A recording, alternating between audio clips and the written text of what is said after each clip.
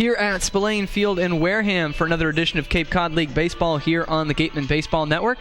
Alongside me is Henrique Damore. I'm Cameron Stewart, bringing you the matchup tonight between your Wareham Gatemen and the Falmouth Commodores, playing two out of a makeshift three-game series. A rain-out of the game last week has been moved to today, which was originally a scheduled off day for both the Gatemen and the Commodores, but they're playing the middle game of this three-game series. Gatemen with the victory last night, 3-1 over the Commodores at Gov Fuller Field in Falmouth. A hard-fought victory for the Gatemen, Henrique, and one they really needed.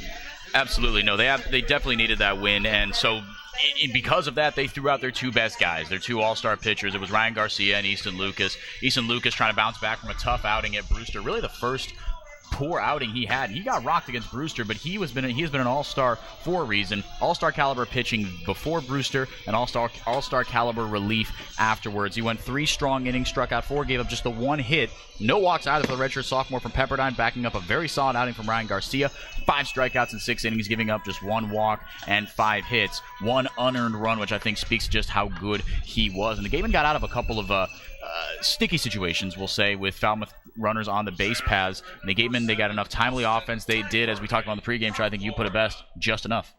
And you mentioned a couple of all-stars on the mound for the Gatemen last night. The man on the mound tonight is a guy we've said was probably snubbed from that all-star team. The right-hander Will Proctor out of the University of Georgia will get the start. 2-1 record on the year, 2.27 ERA, has struck out 22 in 27 2/3, but has walked only 11. First batter he will face is the dangerous Austin Langworthy, who we have seen in the 3-hole for the Commodores every game that they have played the Gatemen this season. He moves up to the leadoff spot tonight. Center fielder out of the University of Florida, going no batting gloves, and is ahead of the count. 2 balls and no strikes to Proctor. The last time out back on July 20th against the Bourne Braves went 4 innings, allowed 1 run, but it was unearned on 1 hit, walked 2, struck out 4. In an 8-6 Wareham victory. 2-0 misses up high above the belt of Langworthy. He's behind the first hitter of the game, 3 balls and no strikes.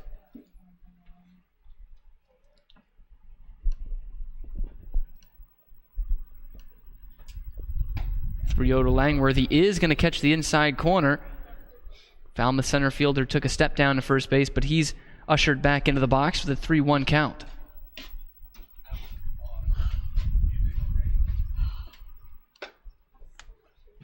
3-1, cut on and missed, elevated fastball, firm one from Will Proctor there to run the count full, 3-2. Really good bounce back stuff from Proctor, back-to-back strikes on the fastballs. We talked about how important it is for him to establish that fastball, especially against a guy like Langworthy. He knows how to punish baseballs. 3-2 is going to be sent past Sahid Valenzuela and into right field for a base hit. On the 3-2 pitch, Austin Langworthy is the first base runner of the game on the first batter, and the Commodores have the leadoff man on here in the first. That's a bit of a bummer right there, especially considering how well Proctor battled back in that at-bat. But Langworthy, he's a guy who has shown power, and he hasn't hit for average this year, but he's hit for power, and the Gatemen know that all too well. 3-0 loss to Falmouth. The time before yesterday when they were at Arnie Allen Diamond at Gov Fuller Field, drove in 3 runs on 2 bombs, and I mean bombs that he took out to right field. So he's aboard here for Maverick Handley. And Langworthy's off on the first pitch, and the new hitter, Handley, will reach out and foul one straight back to send Langworthy back to first base, and he's down in the count 0-1. Catcher out of Stanford, hitting at .233 on the Cape. 1 homer, 10 RBI, and a .337 on base percentage. Langworthy stays put this time at first base, and the 0-1 misses outside to even things up at a ball and a strike.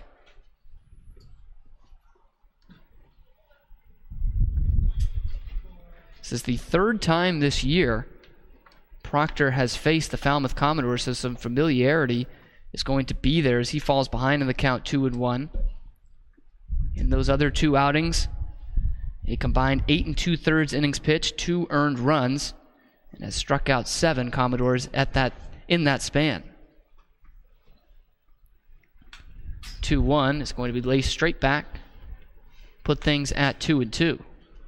And Proctor has had success against Falmouth The first outing was when Falmouth was starting that tailspin that saw them lose, I believe, 6 or 7 in a row. That, I mean, if they even take half those games that they lost, they're sitting atop the West Division right now. They were in a truly, truly ugly funk to start off the year as a pickoff throw goes over there to first. But since then, have been playing really, really good baseball on par with the YDs and the Hyannises and the Warehams of the league. Right now, it has them tied for third in the division with the Cotuit Kettleers. Gatemen still 1 point back of first place Hyannis and 4 points clear of these Commodores. This one is going to be skied into right field. A long run, and it's going to fall just fair in front of Isaac Collins. Langworthy got a late break on it, so it'll be a double for Maverick Hanley, but will only get Austin Langworthy to third. And the Commodores have something brewing with still nobody out in the first inning. They've got 2 men in scoring position. If we harken back to the last time these two teams played here, that rainout game, Falmouth put up a 3 spot in the first, but Wareham was able to bounce back with 3 of their own before the rain made the game unplayable. But it was the Commodores, they know how to score early. Their batting average, despite being absolutely abysmal in the first 2 weeks of the season, and I mean 180, 190 as a team, they've rocked that up to about 230, 240 coming into this game. You talk about the 3 spot in that rained out game. That was a game that Ken Waldachuk started, and this man at the plate right now did the damage. Kyle Stowers hit the 3-run homer. He's in a similar situation, as Yogi Berra would say, deja vu all over again.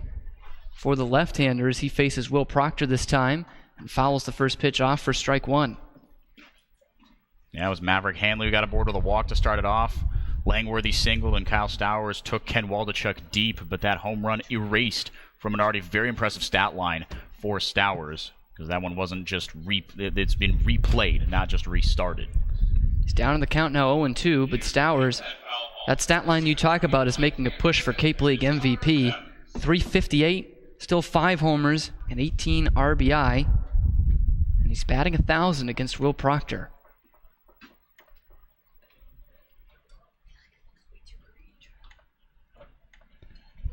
But Proctor ahead of the count, 0-2. And the 0-2 is going to be bounced foul past the Gatemen dugouts. That's where the count will stay.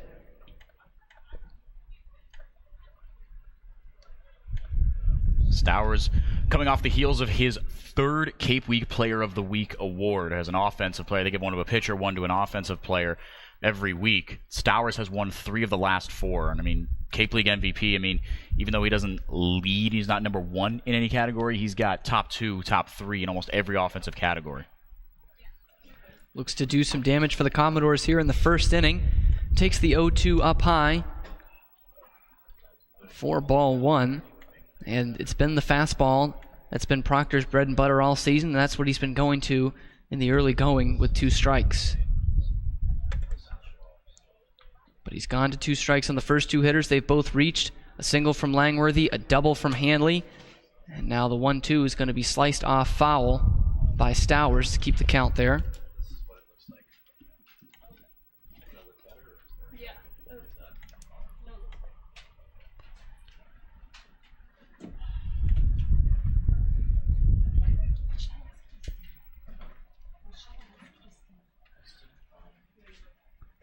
The 1-2 wasted off once again. Stowers putting together a battle here to keep that count at 1-2 strikes. Oh, really good stuff from him. And good hitters, they put together good at-bats. Even on 1-2, Proctor is dealing his best stuff, but Stowers, one of the best hitters in the Cape League. He's going to make Proctor beat him, or at least give him something that he likes. He's going to take the ugly stuff and just waste it until he gets something he likes. This next pitch will be the 7th of the at-bat and the 18th of the inning already for Will Proctor, yet to record an out. Here it is, looping breaking ball, going to be bounced foul once again.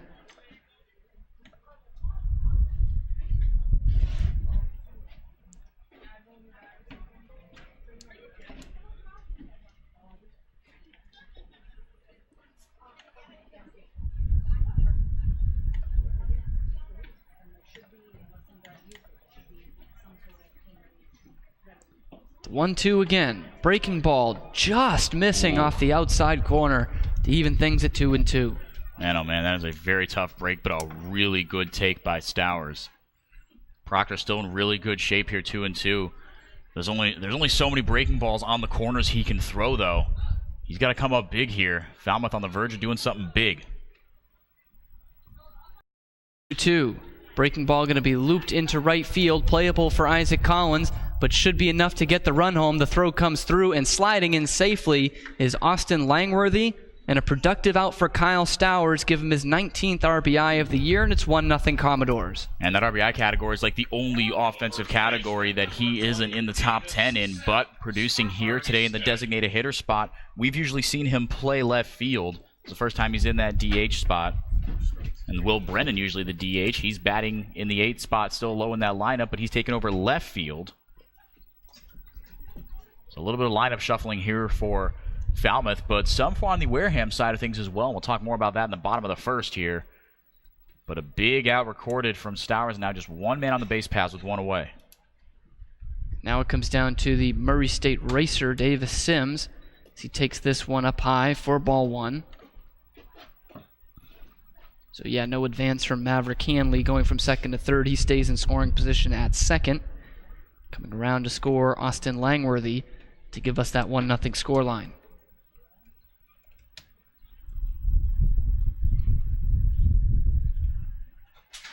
Wind starting to blow out to right field, and Proctor just blows this one by Davis Sims to put the count at a ball and a strike.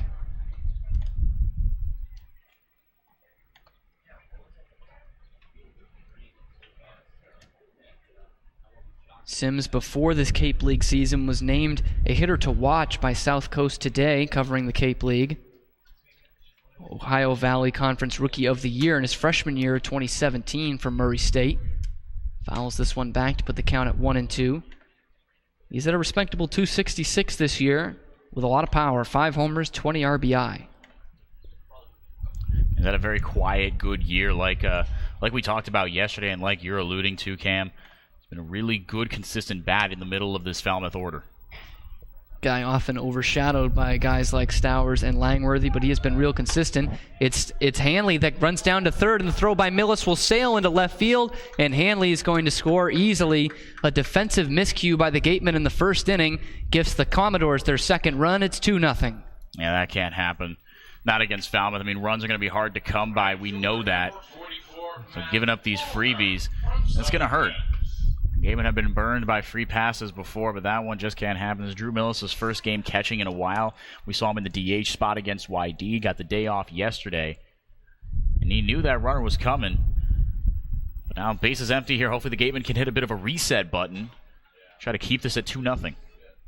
So it is with 2 outs, as that was a strikeout before the throwing errors. This one's shot into right center field for a base hit. The third hit of the inning for the Commodores comes off the bat of Matt Wallner. And that strikeout of Sims is brought to you by the law offices of Lang, Exafaris, and Bullard, the official strikeout sponsor of the Wareham Gatemen. And Handley credited with that stolen base, which I think is fair, but then scoring on that E2. So just one earned run given up by Proctor, that one coming in unearned. So now Cameron Cannon will step to the plate. Third baseman who is a surprise all-star for the Commodores this year in the Western Division.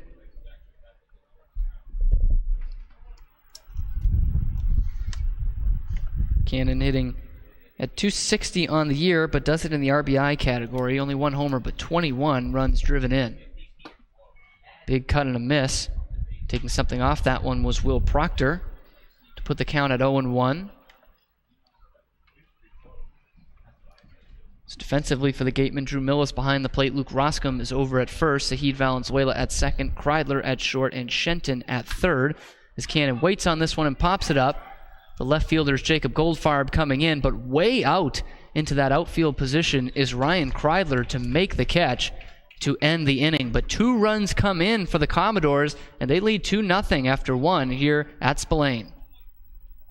We appreciate and thank the sponsors.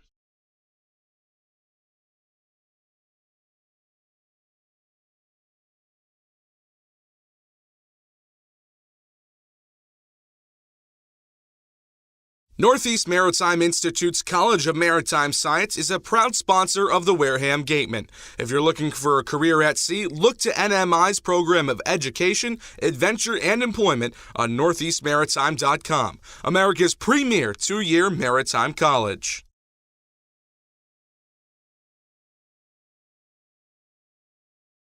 Gatemen Baseball is officially sponsored by Robertson's GMC, the truck professionals. Located just 2 miles away on Cranberry Highway, we are proud to sponsor the Gatemen Youth Clinic for 2018. Robertson's GMC. We are professional grade. Power like a pro.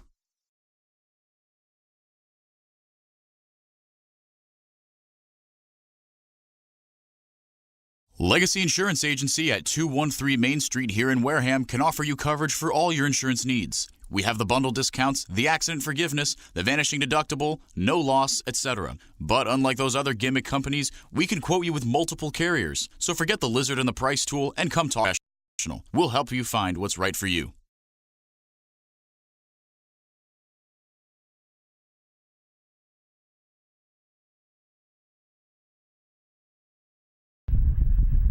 Back here from Spillane Field, Commodores putting up a 2-spot in the top half of the first inning. We go to the bottom half as the Gatemen will come up for the first time. And much like the game that was rained out to give us this game today, Henrique, it was an early start for the Commodores. What do the Gatemen need to do to bounce back and do the same, as it was a tie game before that one was called? I think they need production from the middle of the lineup. We've tarped on extra base hits almost ad nauseum, but that's what it took to beat the Commodores yesterday. Station-to-station baseball wasn't working. But you're going to get production from Isaac Collins and Zahid Valenzuela and Austin Shenton. You're going to get singles and doubles from those guys, but what I like is Luke Roscom being moved up to the 5 spot. He's coming up in a big juncture here in his Cape League career. Started off as a temp as Colin takes strike 1 on the outside corner. Then he didn't start off as a temp. My apologies. Colin started out as a temp. I was thinking of the other Duluth Husky. But Roscom, he was signed on as a full, but he hasn't really gotten consistent playing time even until now, right? Mills doing the catching duties, but Roscom, thankfully for him, he can play both third, first, and catcher, and he can also slide in at DH. That one misses upstairs, but I think Roscom, he's shown that he's a power bat, and he's come up in very clutch scenarios. The Harwich game, of course, comes to mind, but I think he's going to have to be one of the guys, him, Martellini, and Millis, guys with sneaky pop that are going to have to start driving guys in at a more efficient rate. And Isaac Collins will start things off. He's back up to a 300 average, right even, 27 for 90, as he takes this one up high, 2-1. And he and the rest of the Gatemen will be facing off against a local product, Pat McGowan, out of Wellesley, Mass., St. Sebastian's High School, and then Holy Cross, where he is going into his senior year. A 1-1 record on the Cape, 4.65 ERA. This one is on the outside corner, 4 strike 2, 2-2. But a lot of that overshadowed his first start of the season. He was the losing pitcher in a game against the Harwich Mariners. He went only 2 innings, gave up 5 runs. Since then, no more than 2 earned. This is his 8th appearance, now his 4th start. This one's going to be rocketed right up the middle. McGowan olays it into center field. And Isaac Collins, like the Commodores did in their half, gets on with a leadoff single. And Collins isn't statistically speaking, a big base-stealing threat, but he is quick, and he's an incredibly smart base runner. He has been caught out a few times, but as he's gotten more into the lineup, or more consistently into the lineup, he's ratcheted those caught stealings way, way down. He's been a lot more careful and intentional about what he can do on the base paths. He knows that these catchers, they're no joke. You can't just read a breaking ball and expect a free bag. But he is quick, and he will make pitchers draw attention to him. Valenzuela first pitch swinging, going to sky it out to right center. Langworthy moves over and will make the catch. Bounce back performance there from McGowan to get the out on the first pitch. And now there's one man out with the man at first. That brings up Austin Shenton, whose average has taken a dip, but still second in the league at .375 on the year, third baseman out of Florida International.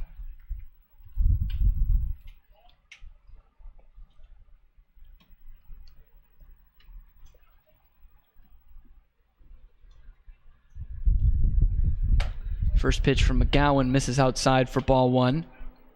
Right-hander for Falmouth. 2-6 on the year for the Crusaders, the College of the Holy Cross.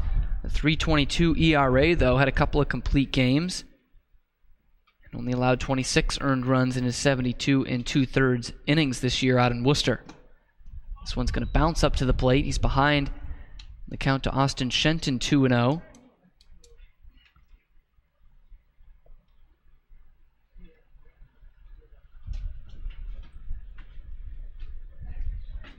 Going into his senior year at Holy Cross, but has already been 22 for quite a while. Those of you around here will know when you transfer to a preparatory school like St. Sebastian's, you do have to take a bit of a redshirt year. You get an extra year of eligibility. So very experienced pitcher out there on the mound for the Commodores, and he has stuck with them. Made that first start against Harwich back on June 17th, so he has been here for the brunt of the season for Falmouth. 3-0 pitch, runner is off. It's in there for a strike, and it's a close play at second, but Collins is in under the tag, and he's got a stolen base and a man in scoring position for the Gatemen. Collins' 4th stolen base of the year comes up at a really big time, especially when Shenton, I mean, he has been hitting obviously at the ridiculous rate that we've talked about, still in second behind Matthew Barefoot, and now actually Kyle Stowers coming up on him in the average category, just 15 points behind Austin Shenton at 359. Stowers with the with the sac fly, does not register the at-bat, so still in that same spot. But Shenton is just a singles-doubles kind of guy, but that is going to be enough to score Collins here. This one's going to be fouled straight back by Shenton. So now the count is full on today's third baseman. 3-2, 1 out, and a man at second.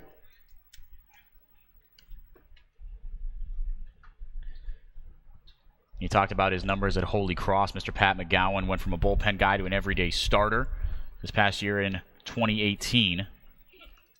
Does have the 2-6 record, but this one is in there on the inside corner for a called strike 3. Austin Shenton not happy with the call, but he goes back to the dugout with the first strikeout of the game for McGowan. This one looking, and there's 2 gone in the first.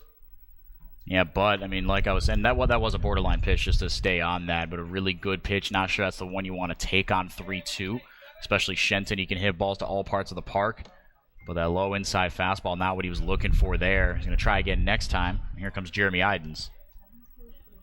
Idens with a man in scoring position, just the guy you want if you're the Gatemen, and he will line it down the left field line for a base hit. Isaac Collins will come home to score, and the Gatemen are on the board. It's now 2-1, and extending a league lead with his 26th RBI is Jeremy Idens. Absolutely awesome stuff from him. Saw a pitch he liked, and he didn't waste any time with it. I think that, Austin Shenton, no discredit to McGowan, but he allowed himself to get too deep in that count. Jeremy Idens, he got a pitch he liked, roped it into left field. Like you said, Cam, I mean, he's the guy that, Cameron Cannon, obviously all those RBIs got him the all-star nod. But Idens, he's top 5 in average as well, but he's got the most runs driven in on this Cape team, or on the Cape League, I should say. Batting in that 4 spot really has done wonders for him. Roscom is going to bounce one to the shortstop, Davidson. Running over will make a nice throw over to first base for the out that retires the side. But the Gatemen half the lead from the Falmouth Commodores. Commodores scored 2 in the first. Gatemen get 1. That's our score as we head to the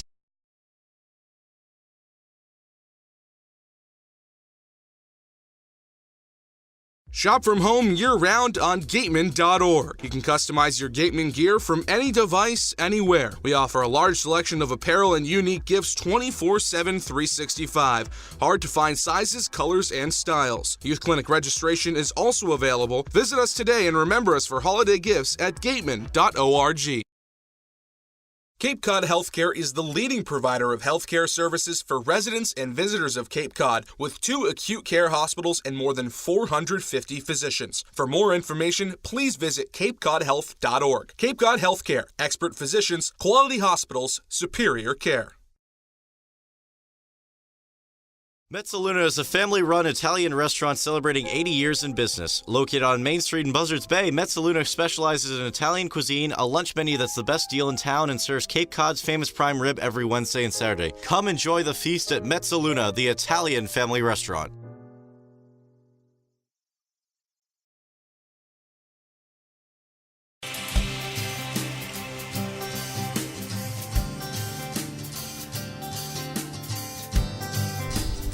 To the second inning we go from Spillane Field in Wareham. And it's 7-8-9 due up in the Falmouth order, starting with the shortstop out of Clemson, Logan Davidson, against Will Proctor, who allowed 2 to come home in the first, only 1 of them earned. And he puts a changeup by Davidson. 4 strike 1, a cut and a miss. This is a pretty top-heavy lineup for Falmouth. Bottom of the order really hasn't done much all year for them. Logan Davidson, the guy who had an absolutely monstrous year at Clemson this year. He's going to sky one out to center field. This time, Jeremy Idens has a beat on it, though, and will get under it for a quick out, number 1. But just to wrap up that thought, I mean, Logan Davidson had an absolutely amazing year at Clemson this year, but has really struggled at the plate until the last week. He's actually riding a 5-game hit streak, interrupted by just 1 game, could have extended that to 8. But for the better part of the season, his average was languishing below the Mendoza line, high 100s, low 200s. He's back to 200 as it bottomed out at 174 recently, as recently as 12 days ago. Well, Brennan, first pitch swinging, is going to sky it out to left field. It's a long run over there for Jacob Goldfarb, and no one will get to it. So the left fielder out of Kansas State, down in the count, no balls and a strike. Hitting at just .215 on the year. No homers, 5 RBI. Just 1 for 4 off of Will Proctor.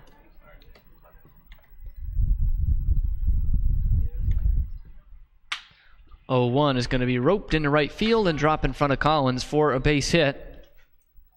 It's already the 4th of the day for the Commodores, and Will Brennan gets on base with 1 out. He's at first in front of Hayden Cantrell.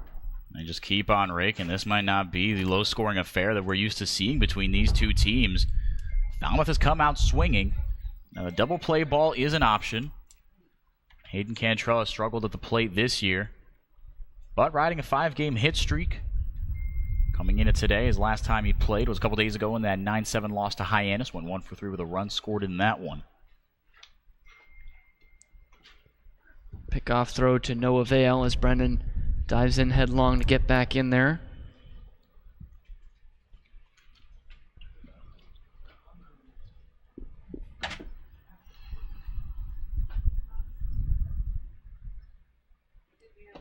First offering to him, they're going to say he went around at a pitch in the dirt. 4 strike 1. Holding up at first base is Brennan.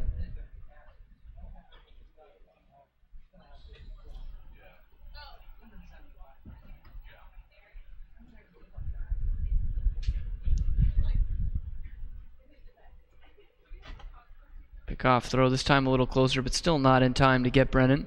Cantrell at just 183 on the season. No homers, 10 RBI. But has Will Proctor's number, an average of 1,000 against him. Cut on and missed, a breaking ball down low. He's in trouble of extending that this time. No balls and 2 strikes, he's in the hole.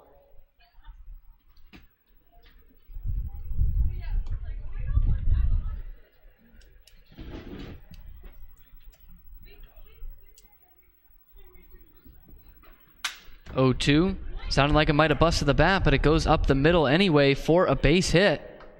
And the Commodores have really figured out Will Proctor here in the early going. With 1 out, they've got a couple more men on base. Yeah, no kidding. I mean, they've jumped all over the fastballs and even the breaking balls as well. Proctor's got to keep it a little lower. Not to discredit the job that Falmouth has done, racking up 5 hits in just an inning and a third. Now, going back to the top of the lineup, Austin Langworthy already singled and scored. He's up for his 2nd time in as many innings. But Proctor, because his stuff isn't overpowering, so he relies more than most guys on location. Especially the first time around, you see power pitchers maybe get figured out the 2nd time around as guys time them up better. Not the case with Proctor. Like you mentioned, a guy who already has a hit off him coming up to the plate now, Austin Langworthy. Scored the first run of the day for the Commodores back in the 1st. And nothing has been cheap off Proctor today. They have hit the ball hard off him, as this one is going to miss outside to put the count at 1-0. And really, Proctor, it is still the early going, still only 2 runs in, and he can get out of this pretty quickly from the way we've seen him pitch this year, but we haven't seen him get hit quite this hard at any point in the season for the Gatemen. He drops one in there for a called strike. Yeah, I don't think the Commodores took too kindly to getting embarrassed on their home turf yesterday. Ryan Garcia and Easton Lucas made mincemeat of them. And the Commodores did squander a couple pretty good opportunities to make the Gatemen pay, especially on those Skylar Hunter errors. But Garcia and Lucas able to pitch around them. 1-1, missing outside from Proctor to put the count at 2-1. And we have seen him labor in a few starts. Hasn't shown up in the runs category, but they usually come when he's missing the strike zone. A couple of games where he's put up 3 or 4 walks. But again, never seen, at least this season, guys hitting off him like this. Proctor has got to bear down here. It's 2-1, 1 out, and runners at first and second. And Langworthy in the leadoff spot for the Commodores tonight, so doesn't get too much easier behind him. 2-1, cut on and miss. Throw down to second is behind the runner, and it's close. But diving back in there is Will Brennan. Good throw that time by Millis, who already has a throwing error in this game. He and Ryan Kreidler played it perfectly, just not in time. It really heads up there from Millis, and last time he threw down, didn't quite go as well, so good to see him able to locate a little better. 2-2 is going to eat up Millis this time, and it's going to take the force away as both runners will advance. It was a dead ball as it went into the net in the on-deck circle for the Commodores. So now both runners move into scoring position.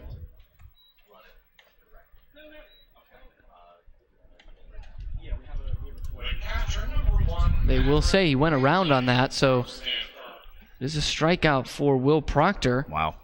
Lucky break. Yeah, it was kind of a late delayed call. That brought to you by the law offices of Lang, Exafaris, and Bullard. Second one of those we've had today. Both Ks for Proctor have been kind of awkward as this one gets by, but Millis is going to keep it at bay. Maverick Handley, the new hitter, keeps both his runners at second and third. That one made me a little nervous. It rolled away, and you could see Millis didn't really know where it was. Took a little more than I'm proud of to keep me from yelling front, front, front. Try to let Millis know where it was. I'm invested in this one early on, Cam. I really am. You've still got the game in you, Henrique. You can take him out of the game, but you can't take the game out of him. Absolutely not. 1-0 to Handley is loud off the bat into dead center field, but moving back on it is Jeremy Idens. And Proctor does get out of that jam. He leaves the two men stranded in scoring position to keep it at 2-1 as we are in the middle of the second here at Spillane Field, which means we've got a player with Mary orders, and it is the star of last night's player of the game and Western Division All-Star, Easton Lucas. We're going to send it down to Mary right now. Mary, take it away. Thanks, guys. So, Easton, it was a little bit ago now, but you played in the All-Star game. Tell me a little bit about that experience. That was a lot of fun. Got out there and just threw one inning and went after it. Yeah. And you had a big bounce back day yesterday. What was working for you on the mound? My changeup was feeling really good, and then curveball and fastball command was there. So after the first two batters, I kind of figured it out, and it was good to go. And moving to the last 6 or so games of the season and into the playoffs, what are some of your personal goals and some of the goals of the team? I just want to keep throwing strong and keep getting outs and hopefully helping our team win. So. Lastly, you've been away from home for a while now. What are some things you miss? I miss the beach a little bit. I miss just no bugs. There's less bugs in California. So. Definitely less bugs. Easton, thanks so much. Guys, back to you. Thank you to Mary and to Easton Lucas for our first report of the night. He was stellar in last night's game over at Gov Fuller Field. The key reason why the Gatemen got that 3-1 victory after a great start by Ryan Garcia. It was Easton Lucas who shut the door, pitched the last 4 shutout innings against. Done on the year has been coming on lately, but still only at 142. Homer and 4 RBI for the normal middle infielder out of the University of Utah. Diving back in is Drew Millis over at first base.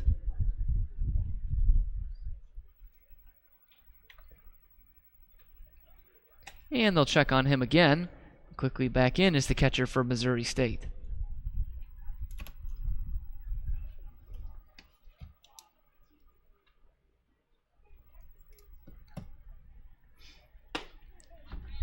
Oh, 0-1 to Dunn is going to miss just outside to put the count at a ball and a strike.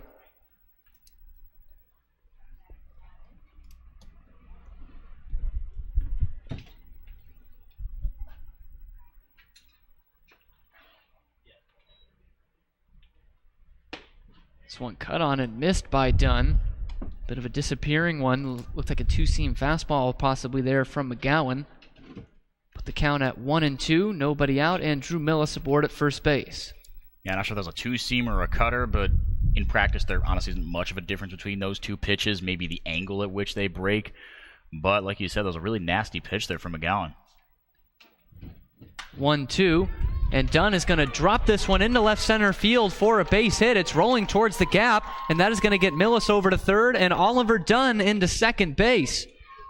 Who needs the field? The designated hitter puts in a double in his first at-bat of the day, and the Gatemen have something brewing. Second and third, nobody out. This is the ideal scenario, absolutely, for Ryan Kreidler here, who has been hitting a little better as of late. I think the coolest thing about Ryan Kreidler at the plate is those powder blue batting gloves. I think if you were to Google image nowadays, the word fresh on Google Images, I think that would be in your top 10 search results. I think you'd have to, at absolute math, you'd have to go one yellow O over on the Google, down low to get to the second page of search results. I guess the furthest you'd have to go. Those things are sweet. Sweet and fresh. Sweet and fresh. Like a cake. Ah. The man with cake hands at the plate with a couple of men in scoring position. Nice frame job there behind the plate. Puts the count at 0-1 on him. How do you like the contrast, though, with the cranberry uniforms? It pops even more. I'll give him that. And I think with the white, it goes best because it is a bit harsh, but I still do like him. Kreidler takes this one outside for ball one. I think he's just showing off. All these guys with their batting gloves, the color of their schools. I saw Sahid Valenzuela yesterday with, Miami colors. Yeah, he had him on gloves. today. I noticed that in the first at-bat. Yeah. It's weird. I mean, you see guys, do merch swapping all the time, but I did think it was a little weird. I'd never seen batting glove swapping. Maybe that has become a thing. I don't know. Yeah, it's kind of, I don't know about you, but I don't know.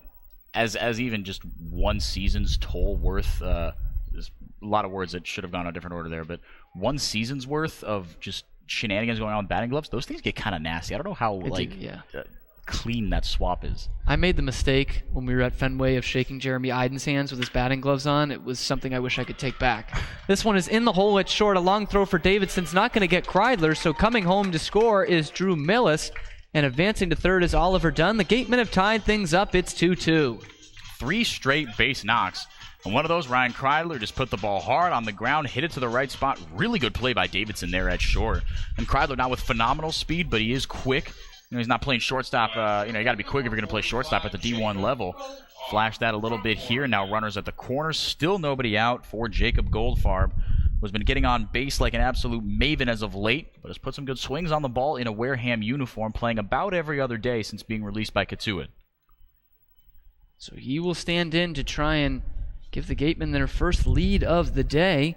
Dunn 90 feet away over at third base. Ryan Kreidler at first. Double play is still in order, but that would get the run home. Still nobody out in the bottom half of the second inning. Goldfarb first pitch swinging will sky it foul off to the left and out of play. And how odd is it, Henrique? Because we were on the call for this game that was rain shortened, and it was almost the same thing. It was 3-0 to 3-3. Gatemen battled back. That game was called in the bottom of the second inning. 2-0 to 2-2 now. Yeah, so no complaints about I guess some of the complaints obviously when you restart games is you're ruining momentum. Now it was a 3-3 tie after the second, so easy to wash that. But you're getting almost the exact same game here. It is really impressive. Yeah. And no less the teams with the 2 lowest ERAs in the league. Goldfarb is going to send this one out to deep center field. Moving back on it is Langworthy. He'll catch it on the run. No shot to get Oliver Dunn, though. He'll trot home, and it's an RBI sacrifice fly for Jacob Goldfarb, and the Gatemen have that lead. It's now 3-2. The Gatemen still put across 3 runs in 2 innings. You love to see that, and you love to see the Gatemen able to answer back. That's not something that they've done with remarkable consistency this year, but I think they're really starting to feel it, especially after a bit of a tough stretch coming into the Falmouth game, and a team that honestly Falmouth have embarrassed Wareham this year. I mean, the 3-0 blanking at Arnie Allen Diamond at Gov Fuller Field, the comeback win here the last time they were at Spillane. Falmouth has had Wareham's number, and Wareham's trying to prove that they're above them in the standings for a reason. This one's in there for a called strike to Isaac Collins, 0-1. And we talked about it in the pregame show. Just enough offensively yesterday. It's looking to be an offensive show for both teams today, so a huge step up from where they were, the Gatemen anyway, on Tuesday in Hartford. They were blanked by the YD Red Sox at Dunkin' Donuts Park. This one's going to be shot out to right field. Matt Wallner camps under it. A routine Fly ball out for out number 2. The second baseman, number 3, Saheed Valenzuela from Cal So the State. man at first, Saheed Valenzuela, will come and get his second at-bat of the day. Swung at the first pitch back in the first inning and flew out to Langworthy in center field. He still has those green and orange batting gloves, reminiscent of something Michael Amditis might have worn earlier in the year, the catcher out of Miami.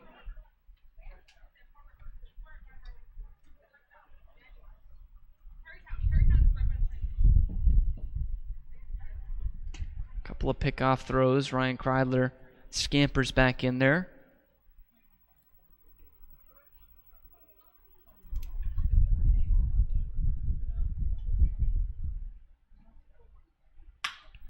Valenzuela is going to bounce this one to second base, a long range over there for the second baseman for Falmouth, Hayden Cantrell, but he will throw it on to first and retire the side. But 2 runs for the Gatemen in the inning give them the 3-2 lead as we head to the third here on the Gatemen Baseball Network.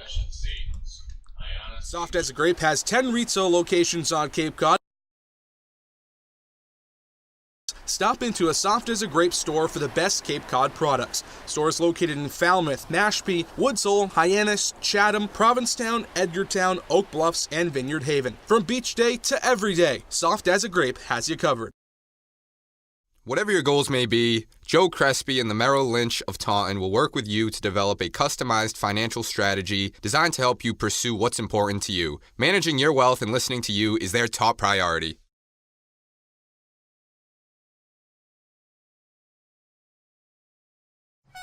Folks, after the game, be sure to visit El Mariachi on Main Street for the best Mexican food in Wareham.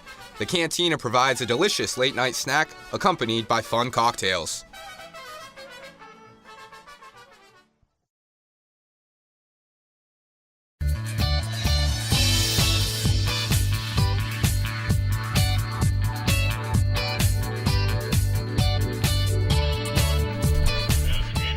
As we head to the third inning, Gatemen now have a 3-2 lead, and with Will Proctor still out there, he's got a mess to handle already here in the inning because it's 3-4-5 coming up. Stowers, Sims, and Wallner expected for the Commodores in this inning.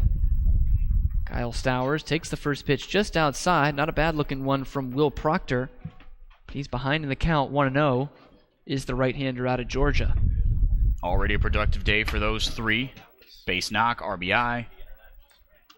Look for them to do a little more of that. Now Stowers in a very good 2-0 count here. Not surprising, Proctor not giving him much to hit. Fastball count here to Stowers. There it is, but swung right through by Stowers. And now it's 2-1. As we typically see here at Spillane at some point or other when there's wind, it is blowing directly out to right field, which is dangerous for a left-handed hitting power hitter, but he sends this one out to left field and deep. Looking for the wall is Goldfarb. It's going to go over him and then off the wall as he made a jump for it, but Stowers will be in there with a stand-up double to lead things off in the third inning. I think that we are lucky as Gatemen fans that is all it was. Goldfarb gave that one a run, and he leapt up, and he ranged over the wall, really, and I thought he might have had a chance to bring it back should it have been a home run, which would have been an absolutely electric play, obviously. But Goldfarb did what he could there. Held him to a double. Runner in scoring position now for Davis Sims. There is action in the Gatemen bullpen. Typically in a Will Proctor start, Jared Horn is the man to follow, but we cannot get a good look at who is out there behind the right field wall. Man at second, nobody out. First pitch to Sims is going to miss up high. It's already the 6th hit off the day in 2+ innings off of Will Proctor. 2 runs home. Left 2 Commodores stranded in the top of the second. 1-0. Popped sky high. Center field. Iden's coming in. Will make the catch for out number 2. Stowers wisely staying put at second. So now Matt Wallner, who was 1 for 1 today, will stand in. Still that man in scoring position. And 1 out. Singled on the first pitch he saw from Will Proctor his last time up.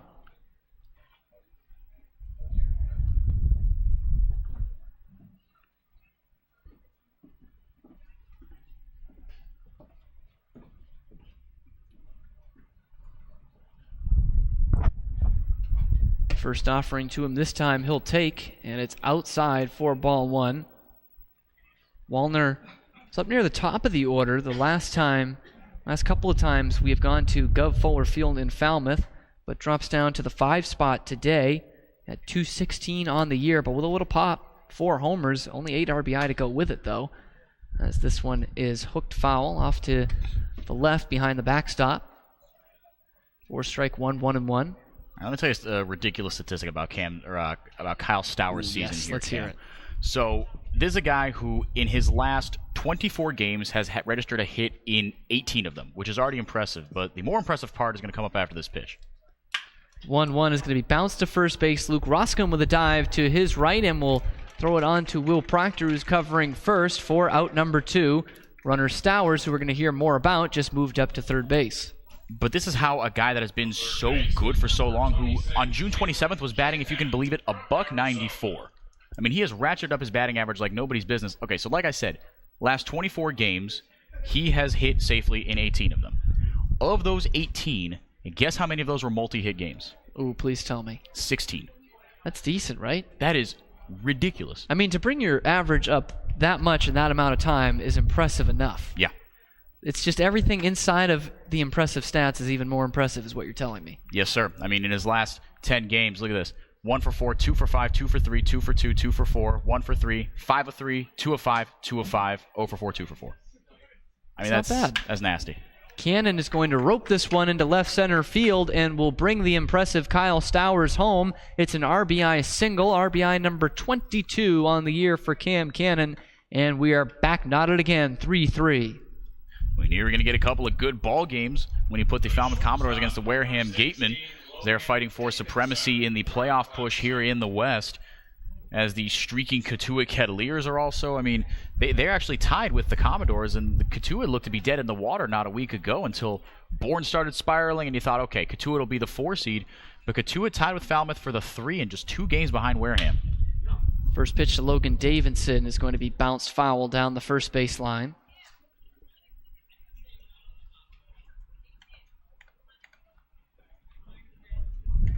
Davidson 0 for 1 today. Flew out to center field to lead things off in the second. One of the 3 innings that the Commodores have been shut out in. I should say the only of the 3 innings.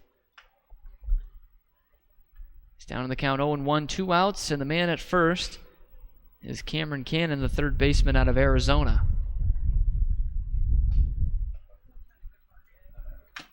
0-1, bounce foul off home plate to put things in the hole for Davidson, 0-2.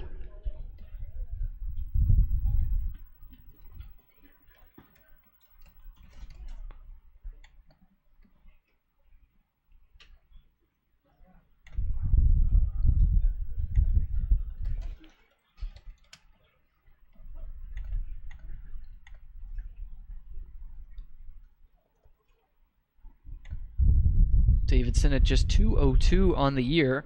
A single homer, 9 RBI. Not a bad pitch on 0-2. Bit of a challenge, one on the outside corner, but it misses just off the plate. Put things at a ball and 2 strikes.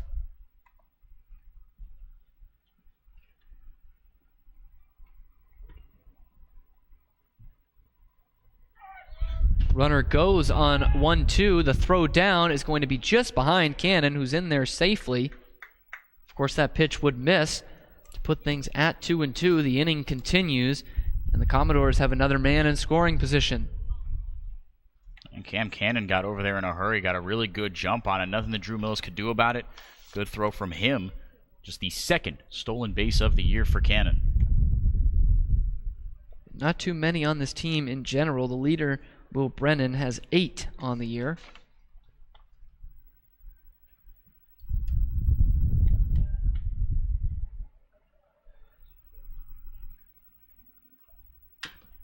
This one's going to be bounced foul just off the plate by Logan Davidson to keep things at 2-2 with 2 outs and a man at second. And a bit of a wacky ball game so far. 3-3 the score here in just the 3rd inning. We talked about how good, or the fact that Logan Davidson had an incredible season at Clemson. I'll give you some accolades here third team All-American by Baseball All-America, second team All-ACC, won the Mitchell Award, which is given to the Clemson baseball team's most valuable player.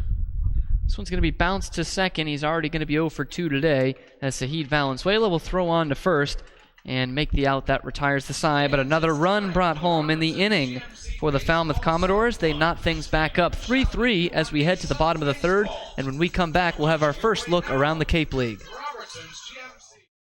Learning at Curry College extends beyond the classroom and students to engage in successful careers and active citizenship with a global perspective. Explore undergraduate majors, minors, and concentrations, including new majors in accounting, biochemistry, and software development online at www.curry.edu.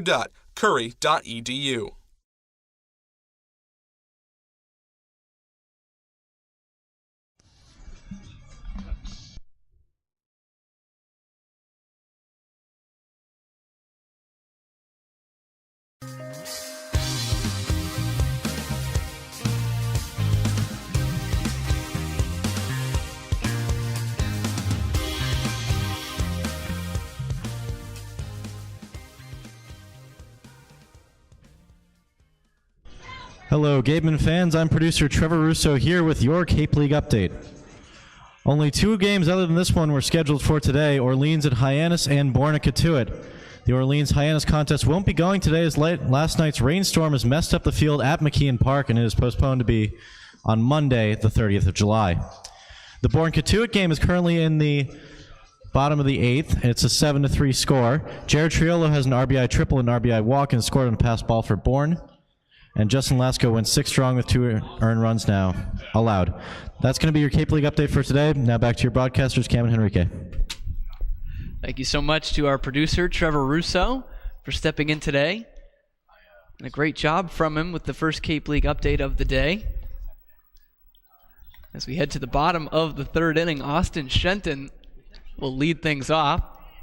Check swing on the first pitch. They appeal down to third base. He did not go. Ball 1. And important games going on for the West Division. All 5 West Division teams playing today. Orleans, the only team from the East, not getting the day off. And it's the last East Division opponent that the Gatemen will play all year. Shenton skies this one out to center field. Austin Langworthy doesn't even have to move and will camp out under it. Shenton is now 0 for 2 today, and he's the first out of the third inning. Like Trevor had mentioned, Bourne 7, Cotuit 3, so Bourne not eliminated numerically, or mathematically speaking, I should say, from the playoffs in the West, but they are everything but eliminated. And the Harbor Hawks and Orleans Firebirds squaring off in McKeon Park. That one scheduled to go at 6 o'clock, but we don't have anything on Point Streak, which is kind of frustrating, as that is the team that the Gatemen are chasing for the top spot in the West. Number 3 hitter went down quickly, so will the number 4 hitter for the Gatemen, as Idens will sky this one out to right. Wallner under it. A couple of flyouts for them, and there's quickly 2 gone in the third inning of work for Pat McGowan.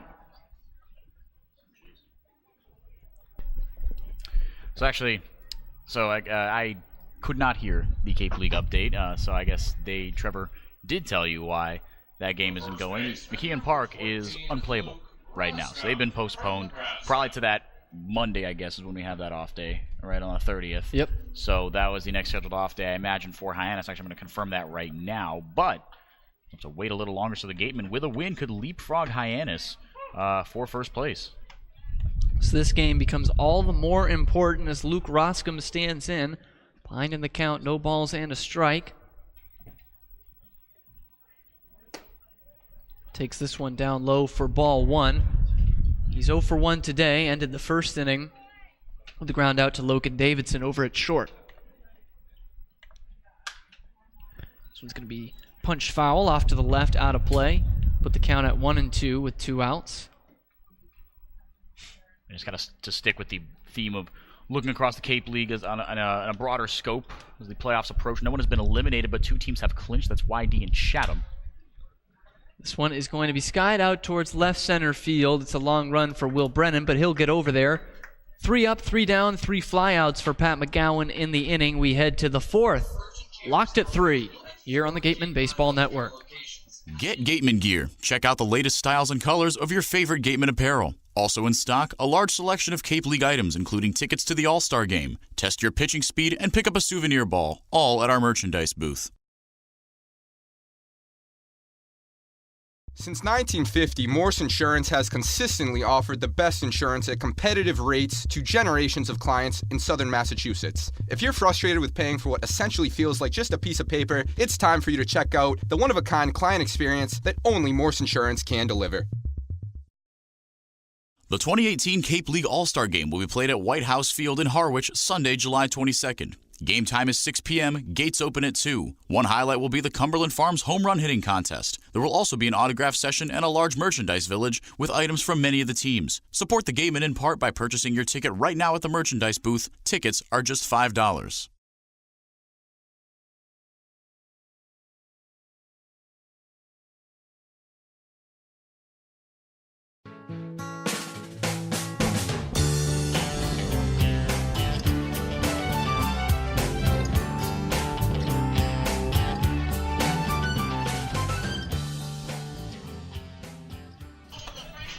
To the fourth inning we go. Still Will Proctor out there, who has already surrendered 3 runs on a total of 7 hits through his first 3 innings, but Gatemen are riding with him. 58 pitches on the night. Got to imagine this will probably be his last inning of work.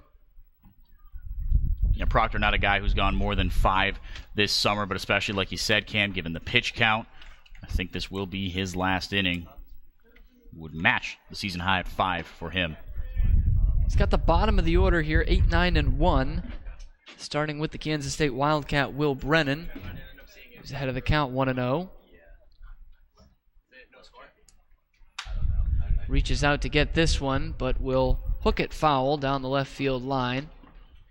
Goldfarb will not get anywhere near that one, so the count's at 1-1.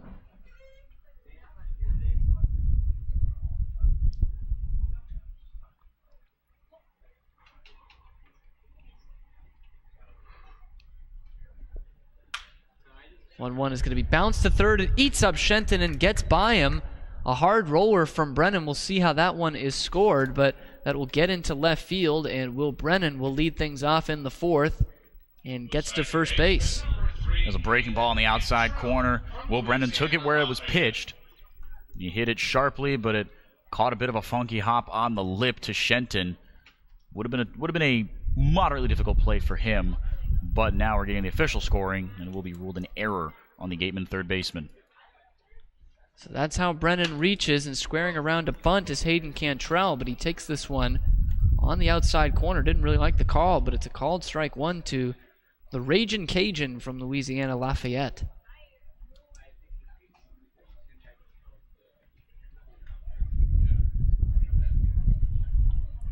Squares around again, unable to put it down, but puts the bat in his back pocket that time as it misses from Proctor to even things up, a ball and a strike.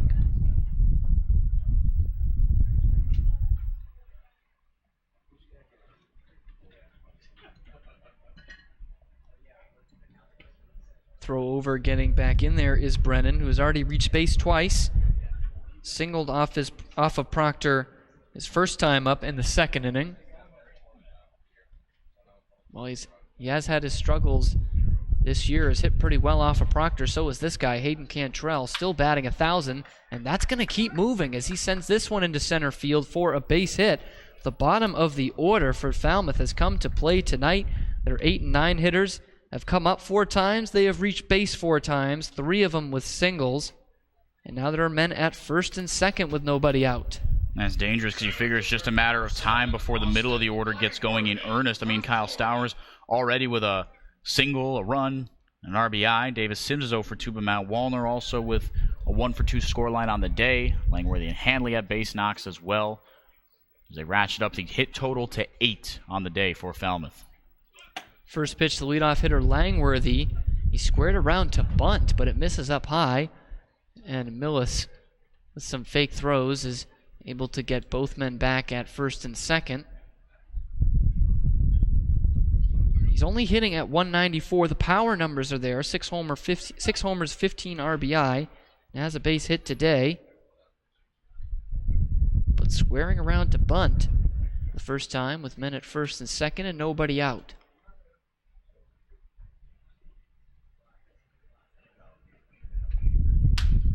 1-0, pop foul.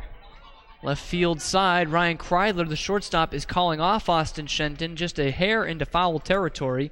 Will make the catch. Of course, because it's a foul ball, infield fly rule not in effect. So he did have to complete the catch that time, and it's out number 1. Big out there. That kind of weak contact is not what you're going to get usually out of Austin Langworthy. Even though, like we said, he hasn't hit for average that much. Moves back right dead on the Mendoza line, back to 200 on the year with that out. But a big one here, double play, could get you out of the inning. First pitch to Mav Hanley is in there for a called strike on the outside corner, 0-1.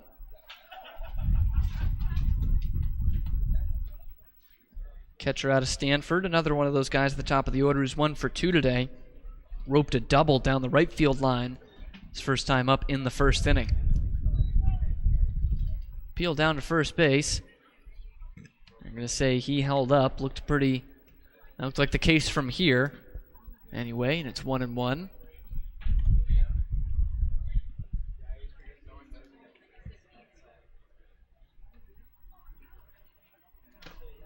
Going to be bounced foul. Put the count at 1-2. 1 out, and a couple of Commodores at first and second. That was the 69th pitch from Will Proctor today. So that pitch count definitely rising for him. Don't see too many go above 70.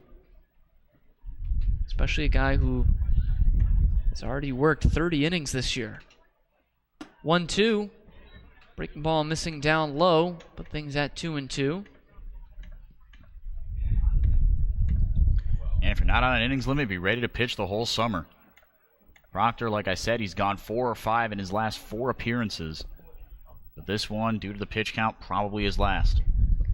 2-2. Cut on a miss at a ball in the dirt. Hanley started to run down to first, but sorry, Mav, you can't do that when first base is occupied. That is the 3rd strikeout of the day for Will Proctor. All brought to you by the law offices of Lang, Exifaris, and Bullard, the official strikeout sponsor of the Wareham Gatemen. That runner from second can advance, though, and he does to third on the ball that got away from Millis. So that's where Will Brennan will scamper off to. And still at first is Hayden Cantrell. Runners at the corners, 2 outs, and Zach Stowers stepping up to the plate. All the more significant to get that second out. Stowers knows a thing or two about putting a ball in the outfield, so if there were 1 out, could almost guarantee 4-3 Commodores. That one was labeled for right field, but taken on a sharp hop is Luke Roscom, the first baseman, who takes it to the bag himself to end the inning and possibly the night for Will Proctor. We head to the bottom of the 4th here on the Gatemen Baseball Network. Still 3-3 here from Spillane. Head on over to BB's Bar and Grill for food, drinks, and to sample the scrumptious fare or relax with a drink while enjoying live entertainment. The Gatemen thank BB's Bar and Grill for their support. The law firm of Lang, Exifaris, and Bullard, providing families and businesses in the greater New Bedford community with legal services for 40 years. We look forward to serving you.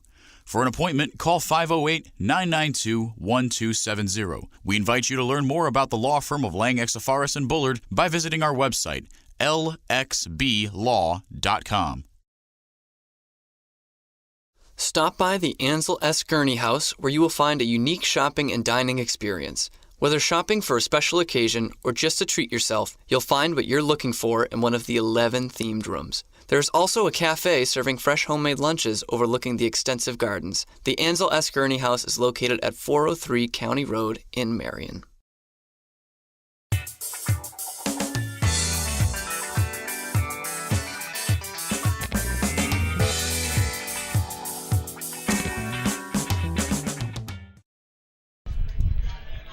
And we head to the bottom of the 4th here on the Gatemen Baseball Network. 3-3 our score. Still Pat McGowan out there.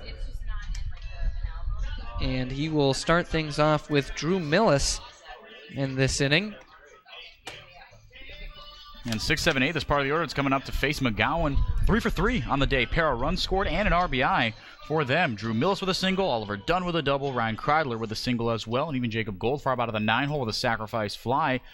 And McGowan, he's out there for the 4th inning. His pitch count is unbelievable. 35 pitches through his 3 innings of work, which is incredible considering he's given up 5 hits as well. So a little less than 12 pitches an inning. That's some of that easy math, Enrique, that I can do right there on the fly. There you go. Not to brag or anything. That one's fouled off by Millis for strike 1.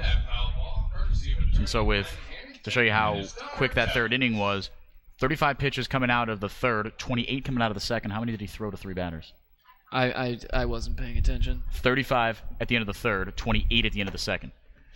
Ooh, that's a tough one. 35 minus 28. That's a touchdown and an extra point. That is a touchdown and an extra point. You like that? Yeah. We're sports journalists at the end of the day. Yeah. Right? Big J's. Big J's. Yep. Put it in terms that the people can understand. So a couple of field goals aside. 3-3 as Drew Millis leads off the 4th. Takes this one up high. 1-2 is the count to him.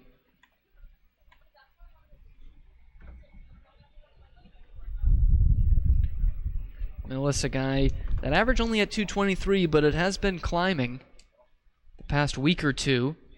1-2 is going to miss up high.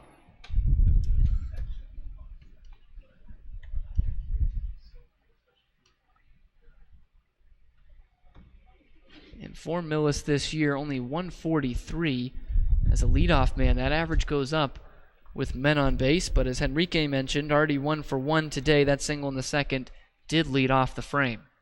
2-2, going to bounce this one to second base. Cantrell moves over a step, throws on over for a quick first out. That's 5 straight retired by McGowan. If you count the sac fly, it's actually 7. He's been working very methodically after the Ryan Kreidler single. Not too much doing. But to be fair to Goldfarb, even the sac fly that he had, he punched that a long way, probably 400 feet to left center field. Oliver Dunn going to foul off the first pitch he sees in his 2nd at-bat. Doubled the first time up in a new position. Designated hitter today.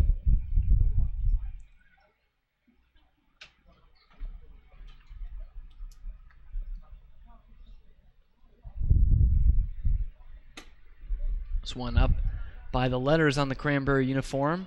Evens things up at 1-1 with 1 out and nobody aboard the base paths.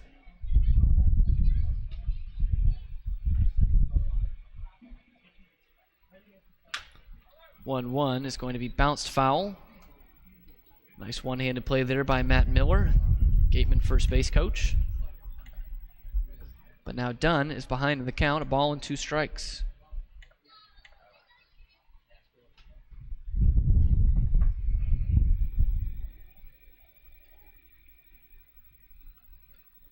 One-two to Dunn. McGowan shook off the sign, I should say. Goes with the breaking ball and misses inside to Dunn, 2-2.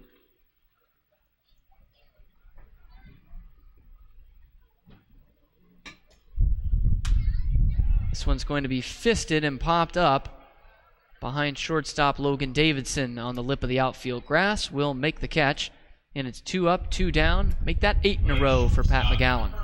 That was a high inside fastball, just kind of kept on climbing. Oliver Dunn thought he was going to be able to rope it out into left center field, or right center field, I should say. But he got under it, didn't time it quite how he wanted it to. Instead, hit a little can of corn out to Davidson in shallow left, like you said, Cam, for the 2nd out. So now Ryan Kreidler will stand in. 2 out, nobody aboard. And will bounce this one through the hole between 2nd and 3rd past Logan Davidson. And he has got a base hit, his 2nd of the day, but this one does reach the outfield grass. 2 for 2, the start for Ryan Kreidler, and he is on base with 2 men gone. Love to see that. You don't need a ton out of Ryan Kreidler, especially in that 8 spot, but the singles will do it. 2 for 2 today. Quickly becoming one of the more consistent offensive producers today.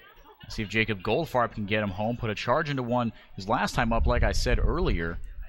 Try to break out of this tie going to the 4th. A great jump by Ryan Kreidler, and unable to handle it on the transfer is Maverick Handley. So down to second base with a theft is Kreidler, and he is in scoring position with 2 outs. I love that. The Gatemen have not done a lot of base stealing this year. 8th in the league with 30. That 31 will still leave them in 8th, but trying to manufacture runs. Needed an extra base hit from Goldfarb. Now you just need a single. Now this one will bounce inside. A good block by Hanley. Second stolen base of the day for Gatemen. Isaac Collins had one back in the first inning, and that time an unbelievable jump by Kreidler. He certainly read the move of McGowan. No, he had him timed up perfectly. Absolutely. So now Goldfarb, who has an RBI today, just his 4th of the year at 173. And now a play on at second, throw behind the runner and getting back in there feet first is Kreidler at second base, and the count goes to 3-0 to Goldfarb.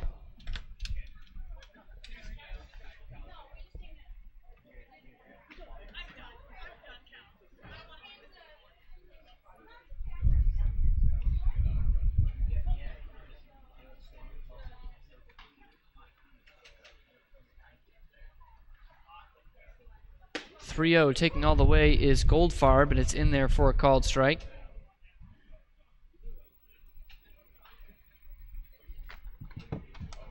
Goldfarb with only that 174 batting average that I had mentioned, but has been an on-base guy, as this one's going to be roped foul.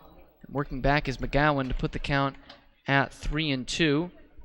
441 on-base percentage. With a 174 batting average, that isn't too shabby, Henrique. No, he's been really, really good at putting together disciplined at-bats, but at the same time also connecting on pitches occasionally that he likes. 3-2 count here, 1 pitch away from potentially getting on base again. Payoff pitch in this inning is going to be smoked up the middle, but Langworthy will move over a few steps and make the catch for the final out of the inning. To the 5th we go, still tied 3-3 here on the Gatemen Baseball Network. The Bay Point Golf Club offers a unique collection facility and a club host that has a fully stocked pro shop. The Bay Point Grill is a perfect place to grab a meal or watch a game. The course is located off of Onset Avenue in Buzzards Bay. The Gatemen thank you for your support. Are you hungry? Visit the concession stand for some new menu items. Try fried dough, chicken fingers, or french fries along with your regular favorites, hot dogs, burgers, cold drinks, and ice cream. Proceeds from the concession stand support the Gatemen and the Wareham High DECA program. Got legal trouble? Attorney Mark Deshays is here to help the greater New Bedford area with real estate and business law, estate planning, and probate. Visit him today.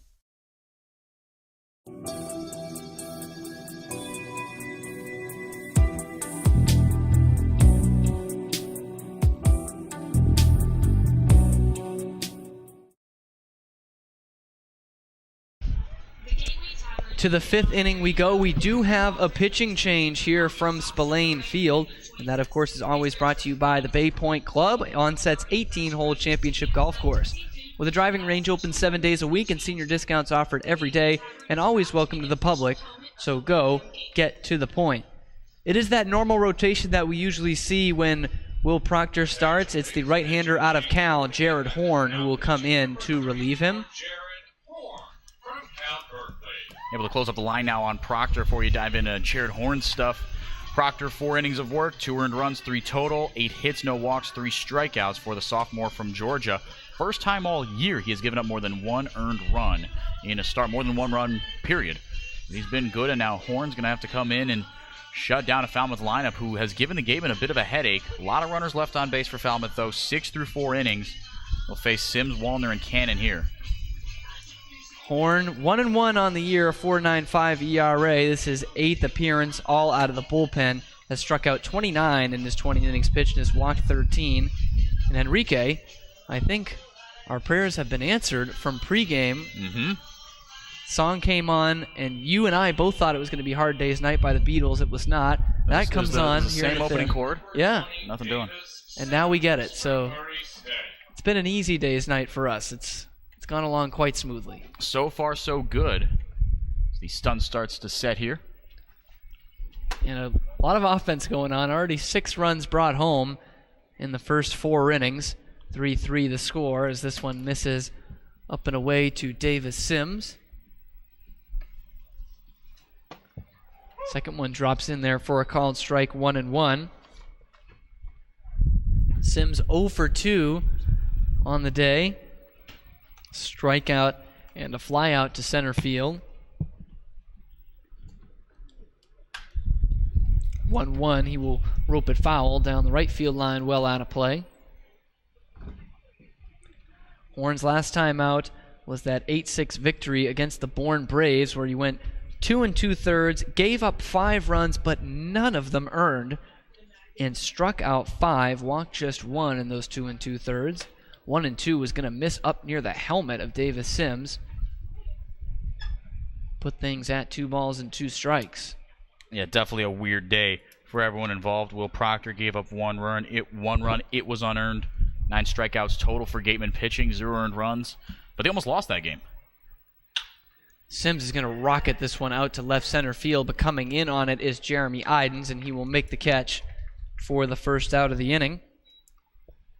And because, of course, we talked about Proctor, this is the 3rd time he's faced the Commodores, and because of that rotation, it's the 2nd time that Jared Horn has faced them. He faced Falmouth back on July 7th in that 6-4 loss where they came back with 4 runs in the 9th. And it was a great night for Horn. He went 3 innings out of the bullpen, gave up just 1 run on 3 hits, struck out 4 before the meltdown coming in the 9th inning. First pitch to Matt Wallner is going to be struck foul right in front of us, 0-1. And took a bounce and got a fan in the shoulder. She's all right, though. Gave it to her kids. Got to stay awake. Eyes up. Definitely got to be. We saw a bit of a scary moment last night as this one's going to be bounced back to Jared Horn. He will throw on to first for the 1-3 putout. In the game at Falmouth, there's some low fences there, Henrique, as you well know. Are. Yes. And Isaac Collins letting go of the bat on a swing that nearly struck a fan. It's a bit of a hairy moment there, but some higher fences here as that one caught the one right in front of us on that foul ball. Now Cam Cannon will step to the plate. 2 outs and nobody aboard. Cannon is 1 for 2 today. Singled his last time up that brought a run home. So he's got a single, an RBI, and a stolen base, which he got that last time on the base paths. It's down in the count 0-1.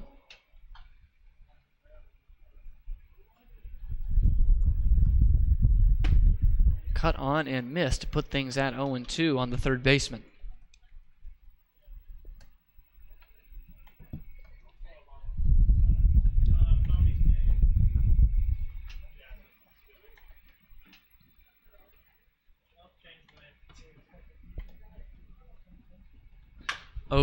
Going to be bounced to shortstop. Kreidler takes on a couple of hops, measures it up, and throws it on to first base.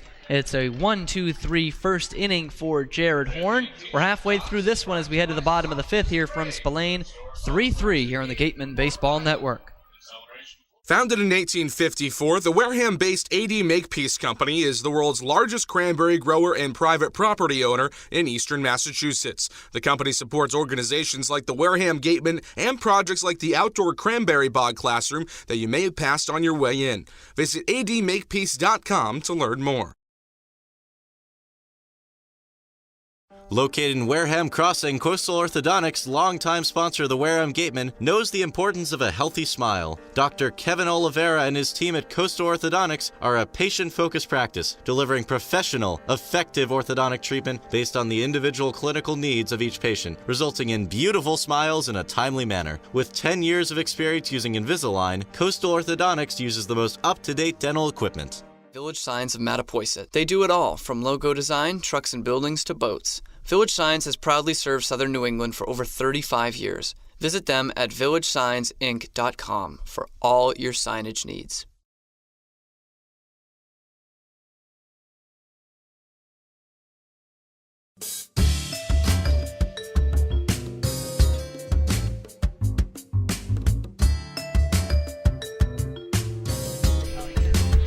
And now to the bottom of the 5th inning we go. Still in that 3-3 draw. Top of the order for the Gatemen, Isaac Collins, followed by Zahid Valenzuela and Austin Shenton in this inning. And it's still Pat McGowan who was working on 42 pitches as he heads into his 5th inning of work.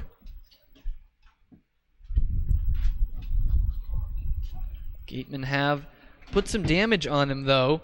5 hits and the 3 runs, but none in either of those categories in the last 2 innings. Or excuse me, 1 hit in the 4th, but McGowan's able to work around that. That was the only base runner in those 2 innings as well, so he has settled in nicely the second time around the order.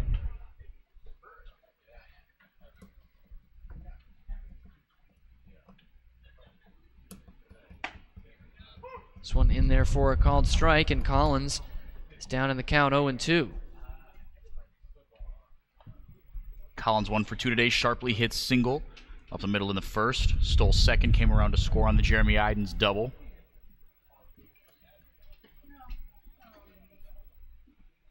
(0-2) gonna miss inside to Collins, put the count at a ball and 2 strikes.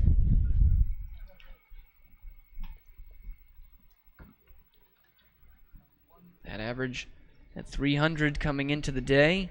A homer, 8 RBI.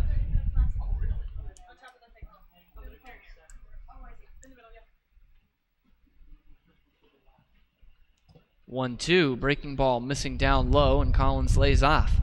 2 balls, 2 strikes to the Gatemen right fielder.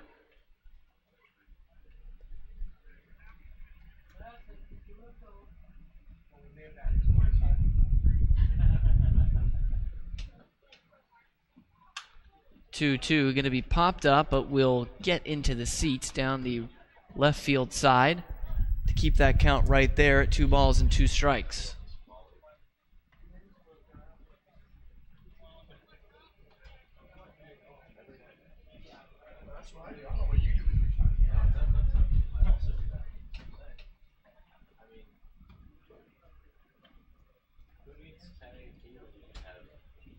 (2-2) again, wasted once again.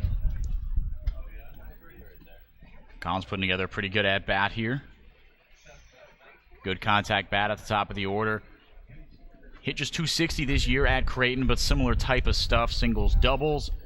Had a couple of long balls, and he's got 1 this year. Switch hitter, he put one over the fence to right field here.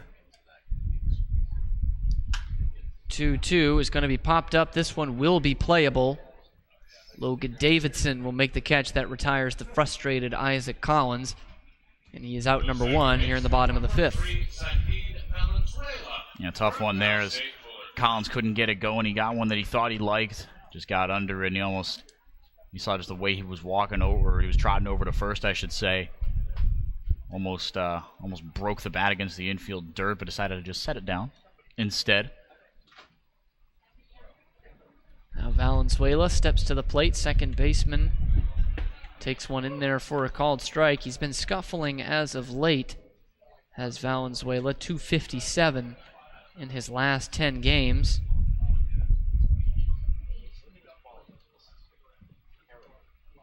Just brought his average down to 309, so still a great season for him, but he'll bounce this one to first base. And Davis Sims will tap the pillow himself. It's 2 up, 2 down, and the beat continues for Pat McGowan. Yeah, no, he's been absolutely awesome. He's retired 11 of his last 12 batters that he's faced. The only blip on that radar is the Ryan Kreidler single, and he was stranded at second, so nothing came of it, really. And Shenton searching for his first hit of the day. He's a guy that eventually, he's one of those guys that, you like to say he's due. He is hit safely in almost every single game this year.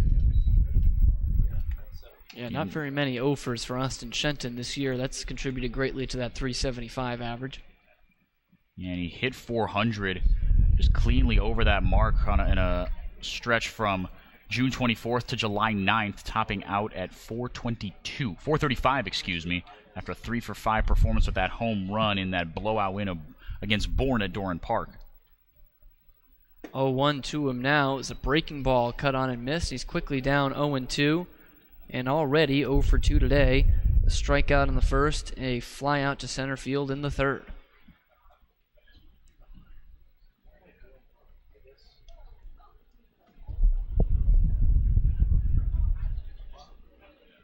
(0-2). was up high, and Shenton thought about it but kept the bat back. Works one back. It's a ball and 2 strikes. He's hit safely in 29 of 37 games this year. Although he is just 1 for his last 10, the guy can turn it around on a dime. 1-2 in there, called strike 3. Make that 12 of the last 13 set down by Pat McGowan. And we head on to the 6th inning, still battling in a 3-3 tie here on the Gatemen Baseball Network.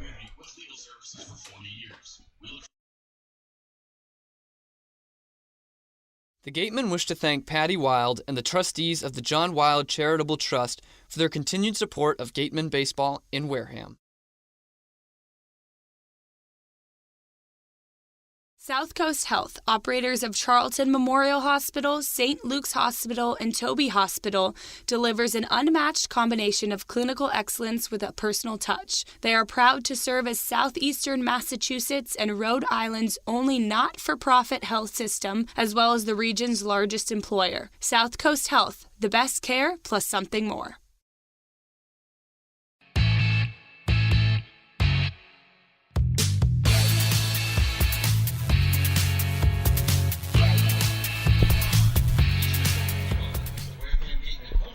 To the top of the 6th inning we go. Jared Horn out there for his 2nd inning of work. And in this frame, he'll deal with the bottom third of the order. 7, 8, 9, Logan Davidson, Will Brennan, and Hayden Cantrell expected up. He set them down 1, 2, 3 in his 1st inning of work. It's a game that has been tied at 3 since the 3rd inning.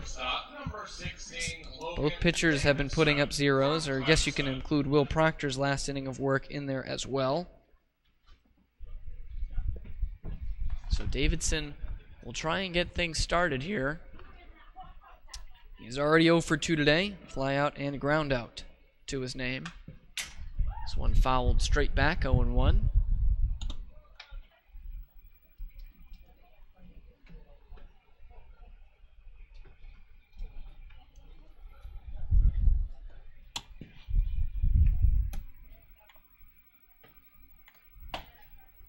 Cut on and missed.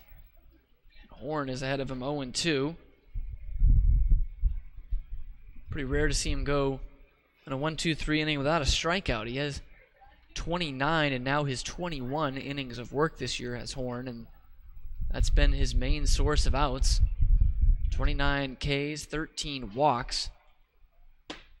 On the inside corner, there's that elusive strikeout, the first of the day for him. It's brought to you by the law offices of Lang, Exafaris, and Bullard, the official strikeout sponsor of the Wareham Gatemen. Took a little something off it. It dove in towards the knees of Logan Davidson, outside to in to the left-handed bat from Clemson. Like you said, Cam, I think it was just only a matter of time. Probably the highlight performance was that 7-strikeout performance a week and a half ago, where he set down, I mean, it just seemed like batter after batter on Ks. Well, Brennan will put this one in play. A couple of hops to Austin Shenton at third. He will throw on over, and he is the 2nd out of the inning.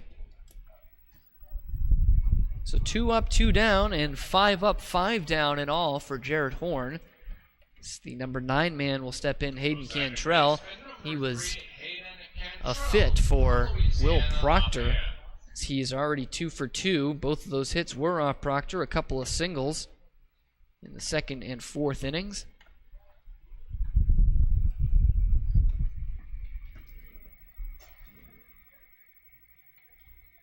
First offering to Cantrell is in there for a called strike on the inside corner, 0-1. As that wind continues to whip out to right field. No homers for Cantrell this year, but if a left-handed hitter can get a hold of one to right, it won't take much to get out. This is a feeble swing. That's not going to get it done. Swing and a miss to put him down 0-2. Yeah, that was a that was one where you start your hands, you go, shoot, and you just decide to finish it anyway because you know you're not going to be able to hold up. Nasty stuff induced there from Horn. 0-2, 2 outs. This one just going to miss. Waste pitch there from Horn puts the count at a ball and 2 strikes. Can afford to waste some. He's only thrown 16 pitches. 17, 14 strikes, 3 balls. it's pretty efficient. Yeah, no kidding. The 1-2, cut on and miss, strike 3.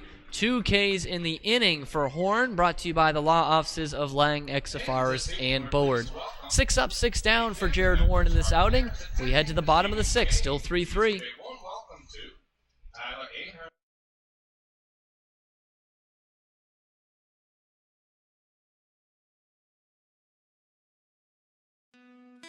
Wareham House of Pizza has been serving Wareham and Marion for over 40 years with steak and cheese, pizza, and subs. Located in Shaw's Plaza, head on over for pickup or let them deliver to you.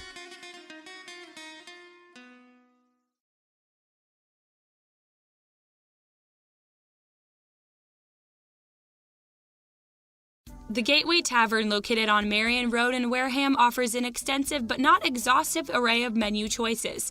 They search for the finest in foods, ranging from garden fresh produce to hand-selected seafood, and have special menus that change daily. The Gateway Tavern is proud to be the official helmet of the Wareham Gatemen. Established in 1877, TM Ryder is a family-run insurance agency located in downtown Middleborough, Massachusetts. TM Ryder's goal is to find the best coverage at a fair rate for their customers, but they really value giving the best service they can provide. Visit the office on Thatcher's Row if you would like P&C insurance information, quotes, and policies.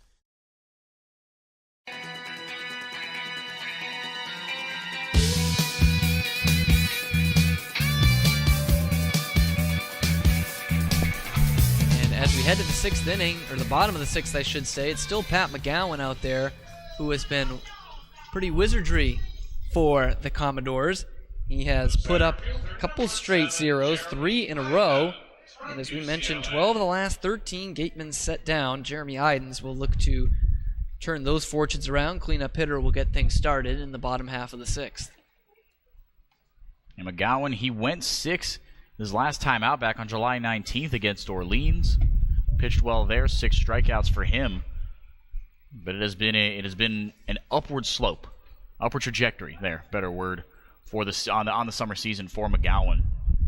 ERA started off obviously, early on in the season, ERAs can be inflatedly high. 22, 11, 9, 7, 5, down to 4 now. This will do wonders for his ERA as well if he continues to pitch like this and get out of this inning unscathed. And a guy who came into this outing, half of his appearances have been out of the bullpen. So less than 20 innings pitched coming into today. Definitely a rested arm. 1-1 to Idens is going to be bounced on the ground to third. Cam Cannon collects and throws on over. It's a quick out number 1. We've also mentioned that pitch count now up at 67, but in his 6th inning of work, that's pretty efficient here in the Cape League.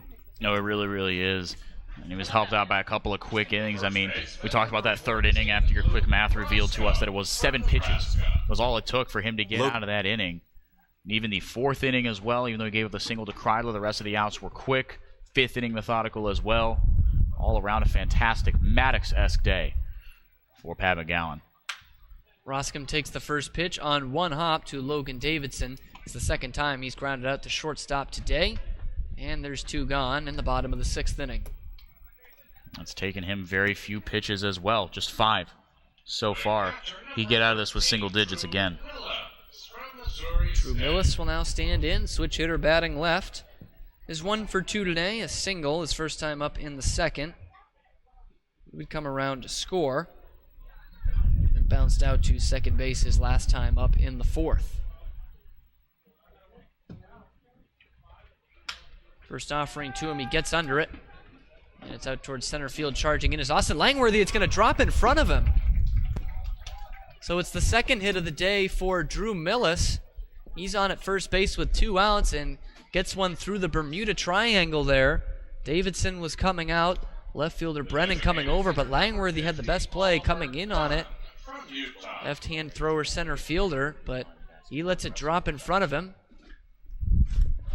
So now Oliver Dunn will have a man on base to work with 2 outs.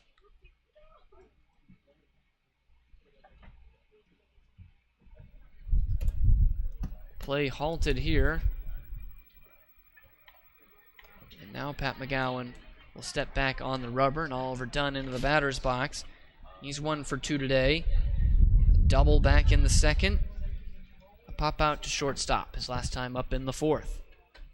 check on Millis. They've had their attention turned to him when he's been on base. He gets back in there safely. Not exactly the one you think to worry about on the base paths.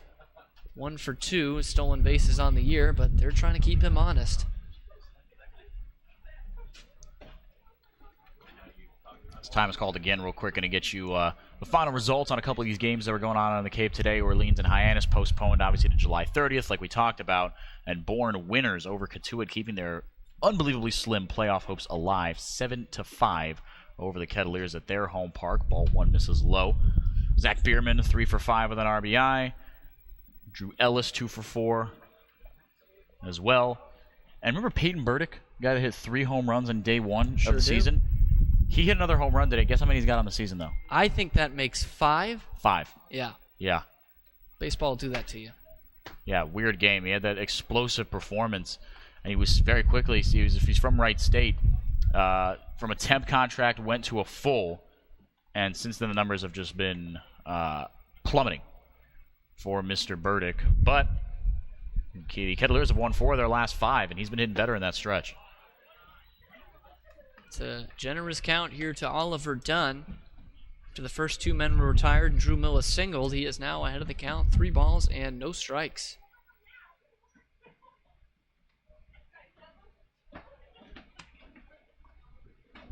Check in on Millis. He's back in there standing up.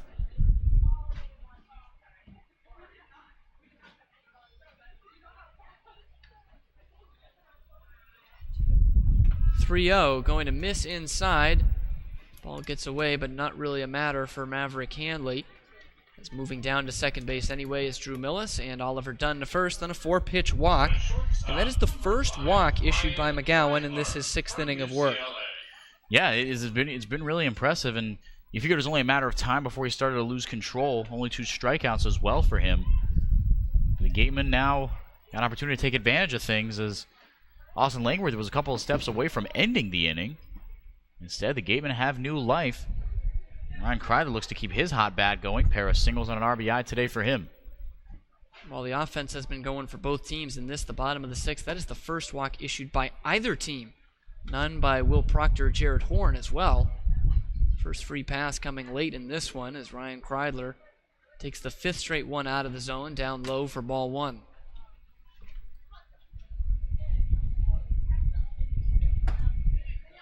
.0, missing up high, 6 straight, 2-0.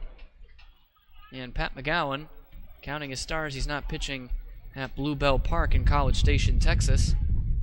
They serenade you pretty good after a 4-pitch walk. Yeah. One of the great traditions of college baseball. And to infinity and beyond if you're not careful. Hopes to tame an even tamer crowd here in Spillane Field, but this one's going to miss outside. So 7 straight, and it's 3-0 to Ryan Kreidler. And now, Henrique, you certainly do start to wonder about that ball that dropped in front of Langworthy. Yeah, no kidding. Baseball is a game of inches. Langworthy, I confess I didn't get a great look at it where it dropped. But low effort play there might come back to bite him. Get me over fastball does its job. 3-1 the count on Kreidler. He's had himself a nice day. 2 for 2. Stolen base and an RBI. Couple of singles for him. Nothing hit all that hard, but has found ways on. 3-1.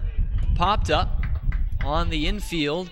Everyone converging, but it's the shortstop, Logan Davidson, who loses the lid, but will come up with it for the final out. Gatemen have a good scoring chance, but leave 2 stranded, and it's still tied as we head to the 7th. The Beach House Grill at Chatham Bars Inn Resort and Spa is the perfect spot for a seaside lunch or evening clam bake. A proud member of leading hotels of the world. One of the area's best restaurants is located right up the street, Brewfish Bar and Eatery. Brewfish offers 20 rotating craft beers on tap and creative pub food. Check out their off-the-menu brunch with a Bloody Mary bar and $5 mimosas on Sundays. Join us for outdoor dining and drinks under the tent, or for live music every weekend, located on Route 105 in Marion. Beat the heat and join us at Waterways, a water experience unlike any other this side of the bridge. Open daily, head over to the water park on Route 28, the Cranberry Highway. Back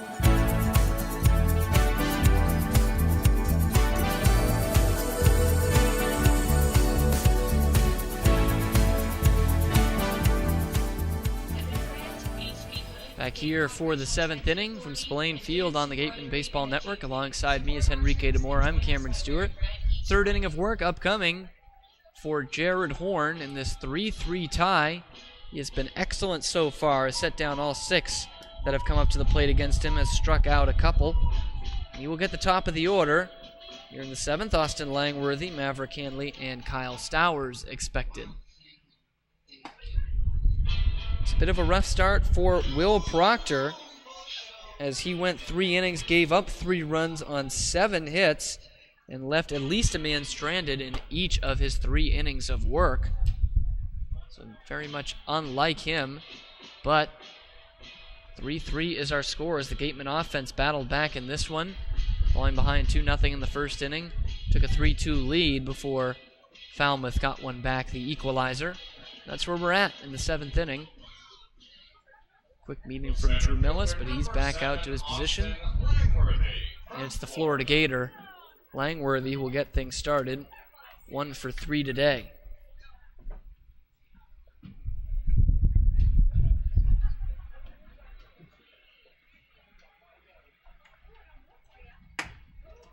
First one to him, misses outside, ball 1.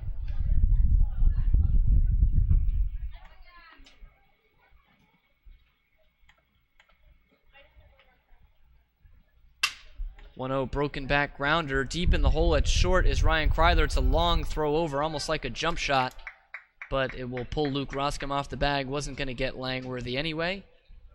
That one will go down as an infield hit. The first base runner off of Jared Horn. Yeah, as it should. Tough one there. Like you said, broken bat, weakly hit. Nothing Kreidler or Shenton could do about it. They were played exactly where they should have. Got a little bit of a tough break there. Maverick Hanley, the catcher, will stand in.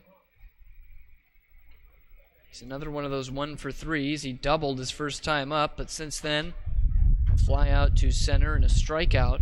Both of those coming off of Will Proctor. He tries a bunt this time, and it's not a very good one. He'll get the job done, but Luke Roscom only has to come in a few feet to make the play and tag Hanley, who bumps into him, but they exchange pleasantries, and that moves up the man to second.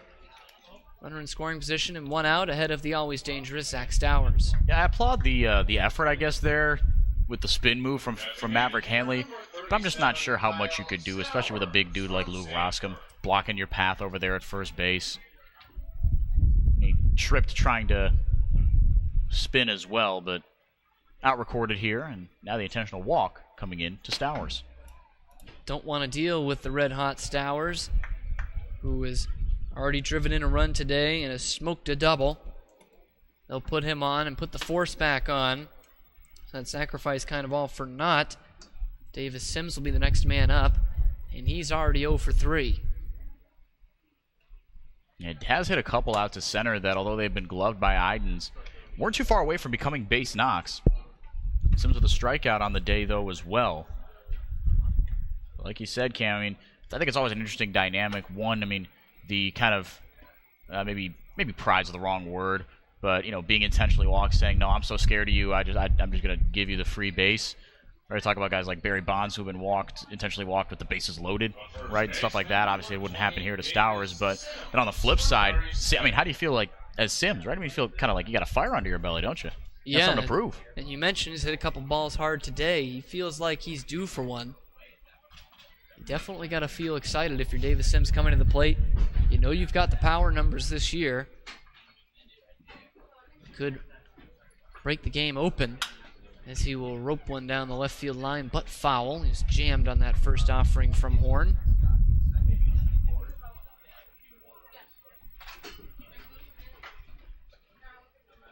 Now a meeting at the mound, as Sims might be getting a new bat. Didn't have the greatest sound, but must have busted a bit. So he'll come back in with 1 out, runners at first and second, and an 0-1 count on the Murray State Racer, who is still hitting .266 on the year, 5 homers and 20 RBI. So while 0 for 3 tonight, still a dangerous hitter, as we've mentioned.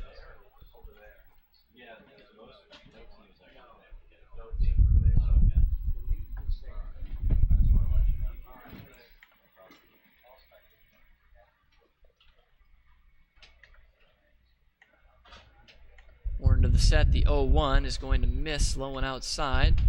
Breaking ball there from him, puts things at a ball and a strike. Gatemen will face these Commodores once again tomorrow night here from Spillane. Their 6:30 start time on a redshirt Friday. 1-1 missing up high, and Sims is ahead of the count now. 2 balls and a strike. This weather's pretty dreary. My goodness. I mean, no rain out right now, and no rain scheduled to show up as we're on the south end of a storm system that's rolling through the Boston area. But it sure looks like the clouds could give way at any moment. And that breeze has started to pick up the last couple innings. Certainly not a good sign. But we are already well into an official game here in the top of the 7th. This one's going to be skied foul off to the right now to play 2-2.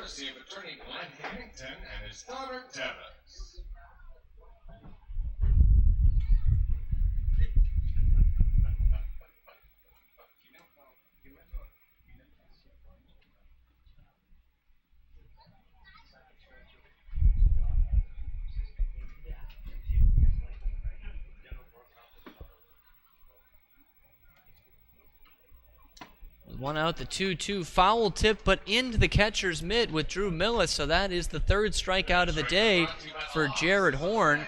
Brought to you by the law offices of Lang, Ixafaris, and Bullard. And a big out recorded there by Horn. No kidding. Now you face Matt Wallner, who's 1 for 3. But Sims sat down as he wanted all of that one. But it was a really good breaking ball out of the hand of Horn. Started about thigh level and died. And Sims, you got to credit him. I mean, he did get a piece of not a great pitch to hit out of the hand of Jared Horn, but Millis held on to it. Big second out recorded here in the 7th. It's 2 out, 2 men aboard for Wallner as he calls time.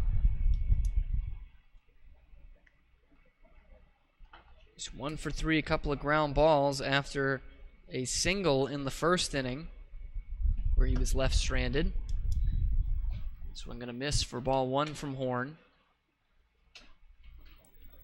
It's up to 31 pitches, and that strike-to-ball ratio is evened out a bit. 20 strikes to 11 balls after starting 16 of his first 18 for strikes.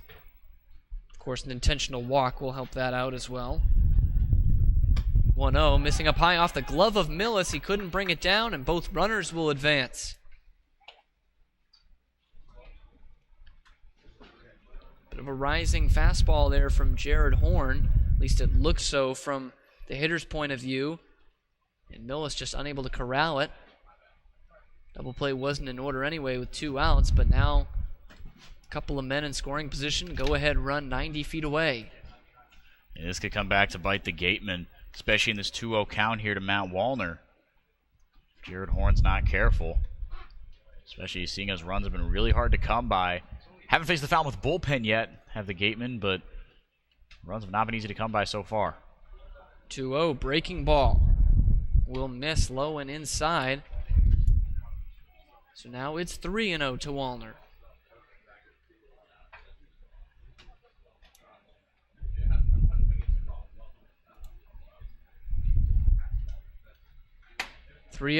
Does not get over. A 4-pitch walk. And the second issued of the inning from Jared Horn. This one unintentional, but puts Wallner at first base and loads him up for Cam Cannon.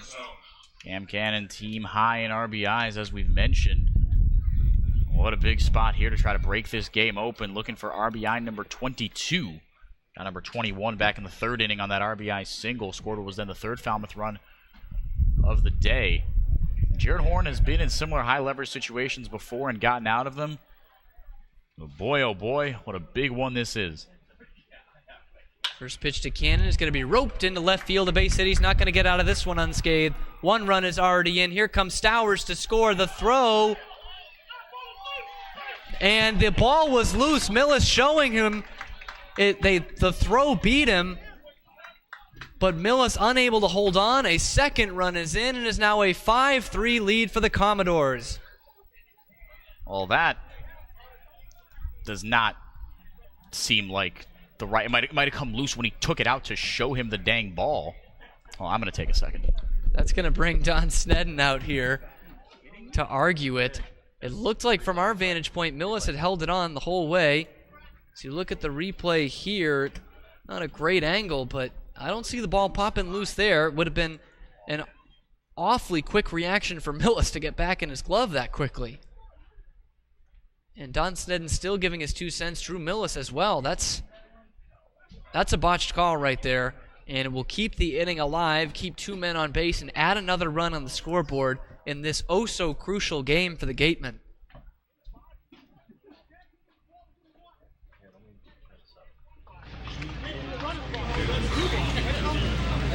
Don't fall on your mat. Listen to the explanation here. Nothing that suits Don Snedden, but he will stay in the ball game. And we're ready to play again. Logan Davidson will come up. A 2-run single for Cam Cannon. Puts us at that 5-3 score. He extends his team lead in RBI. 3 on the day for him as well. All right, I'm back. I knew I was going to say something I'd regret, so I just thought I'd step off for a bit. It's a tough one here for the Gatemen and for us Gatemen broadcasters. Here on Intern Appreciation Day, we don't really appreciate that one. Both runners are off with the pitch, and it bounces out of the glove of Drew Millis. They will both advance. Second time we have seen that in this inning.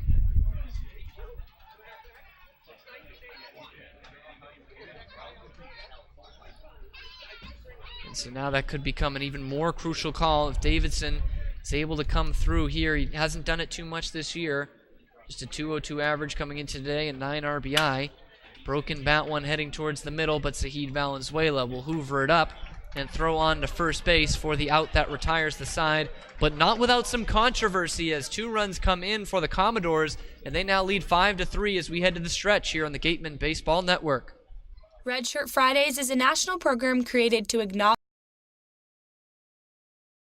in harm's way to defend our freedom. In support of this program, the Cape League teams will be wearing a specially designed red jersey every Friday. This special weekly celebration of Red Shirt Fridays is sponsored by 47 Brand, HP Hood, Cape Cod Regional Transit Authority, Advanced Embroidery, and the Cape League. Support our troops and join us by wearing red each Friday.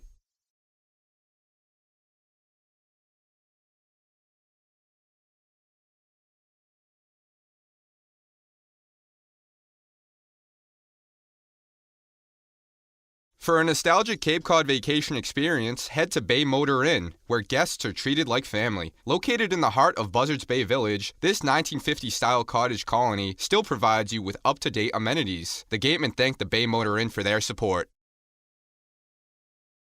Located along the Cape Cod Canal, Keystone Place at Buzzards Bay is the area's newest rental independent living, assisted living, and memory care community. With some of the area's largest apartments and an ultra-inclusive monthly service package, Keystone Place is a life-fulfilling retirement community unlike any other. Distinct assisted living and memory care programs provide personal care services according to each individual's needs. Discover Keystone Place, the best option for meeting the care and support needs of seniors on Cape Cod.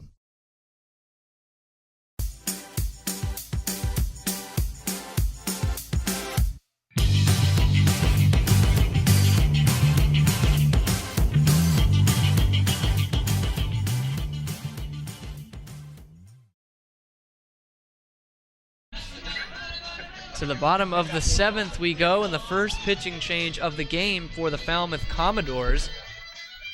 And it will be number 13 on the mound, another right-hander, Logan Reinhardt, out of Cal Baptist, who will step in. Gatemen fans will remember Justin Montgomery of last year's team from Cal Baptist. Don't see too many guys in the Cape League, but you've got one here. And he's got a 1-0 record with a 1.50 ERA. This is his 9th appearance. They're all out of the bullpen. And in 12 innings, he has struck out 12 and walked just 3. Last worked back on July 21st.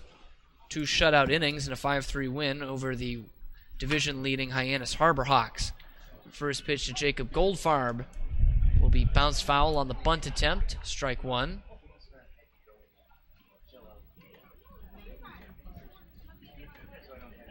I mean, depending on who you ask, maybe the way the call went their way. I mean, you got your starter out of Holy Cross and your reliever out of Cal Baptist. Maybe someone's just playing favorites right now. Might be so, as it's an 0-1 count to Goldfarb. A little excuse me swing going to be fouled off to the left and out of play.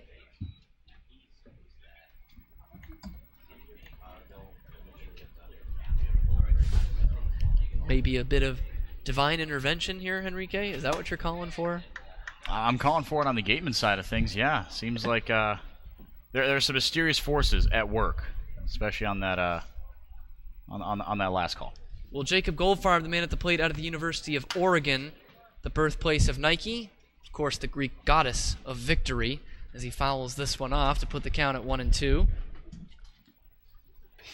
So maybe something will start brewing for the Gatemen, who suddenly trail by 2 runs in the bottom half of the 7th. 1-2, it's not going to happen just yet. Cut on and miss. Goldfarb goes down. First batter Reinhardt faces. He strikes out swinging. To close the line on Pat McGowan. 6 innings of work, 7 hits, 3 earned runs, 1 walk, only 2 strikeouts. But incredibly efficient outing as well. Kept that pitch count right at 80 coming out of that 6th inning. Not too shabby for the rising senior from Holy Cross. So back-to-back of those 6-inning outings. 4 earned runs split between them. So this one's going to bounce in to Isaac Collins. 1-0 is the count to him. It's 1 for 3. Singled his first time up and stole second, but nothing since then.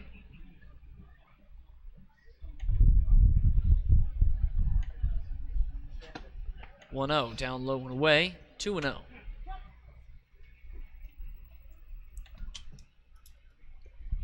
Just finished up his sophomore year for the Lancers.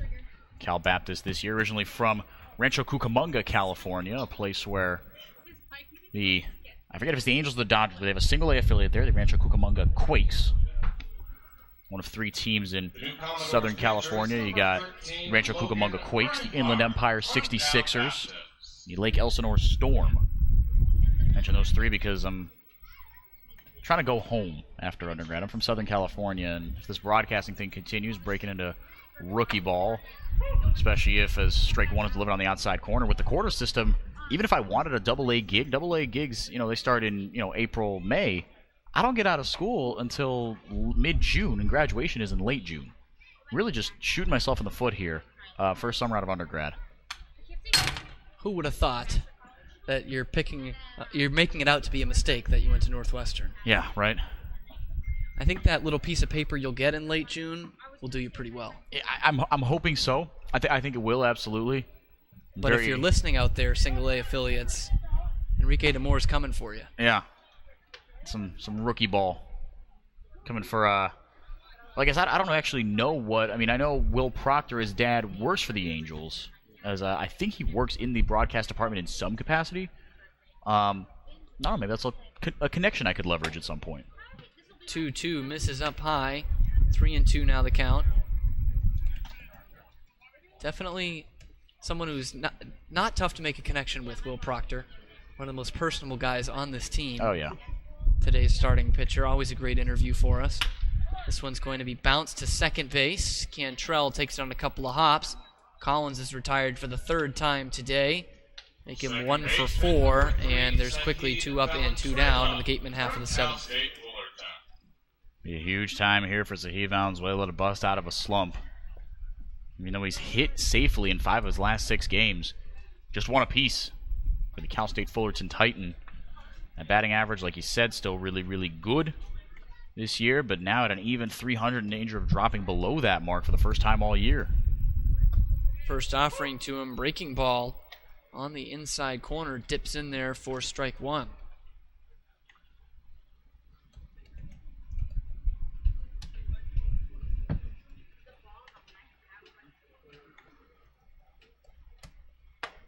A 1 on the outside corner. Valenzuela not doing much to turn around that slump so far in this at-bat, and he's quickly behind in the count. No balls, 2 strikes.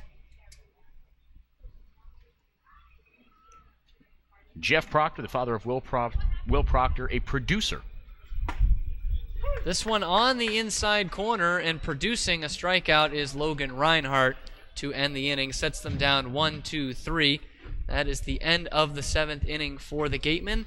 And down 5-3. We've got another Mary Orders interview. She is caught up with our first base coach, Matt Miller. Thanks, guys. So, Matt, we've had 2 stolen bases so far tonight. Has that just been aggressive base running by the guys, or have you been sending them on those? Well, the guys, they always have the green light, and the starter was slow to the plate. We saw that. He never did a hold pick. He always did a quick pick, and we were able to take advantage of that. And when guys reach first base, you usually have a conversation with them. How does that usually go? What do you guys usually talk about? I'm usually telling the guys about the pitcher's move, his time to the plate, things like that, what to look for. Looking to the rest of the game, what do we need to do to try to get this win? We got to get some guys on base. Just try and find some barrels. We found them today, some right at some guys, but just not enough base runners here in the later innings. Matt, thanks so much. Guys, back to you. Thank you to Mary and to Matt Miller. Gatemen have struggled to be putting guys on base so far after they were able to take a 3-2 lead back in the the second inning is when they took that 3-2 lead. Since then, it's been all zeros, only 2 hits since then. They were just set down 1-2-3 once again, this time by the new pitcher, Logan Reinhardt. And it will still be Jared Horn out there, who gave up the 2 runs that gave the Commodores the lead they have right now, 5-3. Will be 8-9-1 2 up in the top half of the 8th. Will Brennan, Hayden Cantrell, and then flip it back over to Austin Langworthy. Check swing, but they will appeal. He went around. So Brennan is down on the count, 0-1.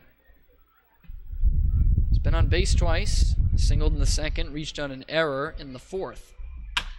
This one's going to be bounced to the charging Sahid Valenzuela. Takes it off an awkward hop, but we'll get it on to first in plenty of time to get Brennan 1 up, 1 down.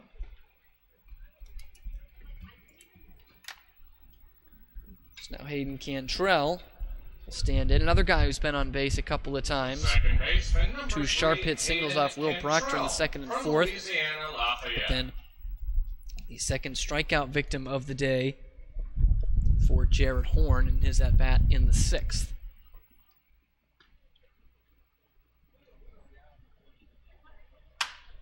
First pitch swinging, and he lines it out to left field. This one's going to be trouble for Goldfarb, but it will fall in foul territory. Just on the wrong side of that line. Looks like it could have been extra bases for Cantrell, but he comes back with a loud strike. Yeah, got lucky there, and Cantrell been hitting the ball well today, 2 for 3, like he said. Does have a strikeout today, though. The Gatemen got to get through this one quick. They got 6 outs to work with, but it definitely feels like the momentum has shifted, especially after that controversial call at the plate. Gatemen got to get something going. They've been retired very, very quickly these last few innings, every single time.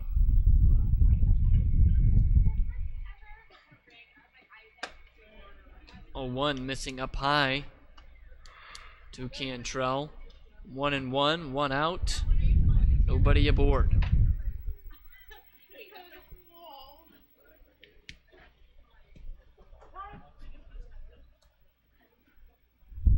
And we heard it from Easton Lucas earlier, and you've probably heard it from us a time or two, how buggy it gets here at Spillane Field. Hayden Cantrell just had to call time to get one out of his helmet. Certainly not something you want to worry about when you're at the plate. That's the Cape League for you. Those Cape Cod summer nights, not all rainbows and unicorns. Certainly not. I think of here and Cotuit, Lowell Park and Cotuit can get pretty bad, especially near the end of that game. It's dusk. They're trying to get it in before the dark with no lights. It can be tough, as this one evens the count at 2-2. Yeah, fog and mosquitoes. A lot of those too.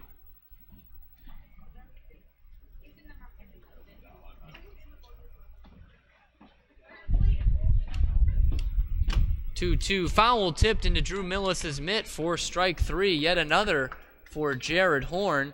That is his 4th on the day. They're all brought to you by the law offices of Lang, Exafaris, and Bullard, the official strikeout sponsor of the Wareham Gatemen. It's the second time he's gotten Cantrell in as many at-bats. Now Austin Langworthy will try and get something going. Nobody aboard and 2 outs. in the Falmouth half of the 8th.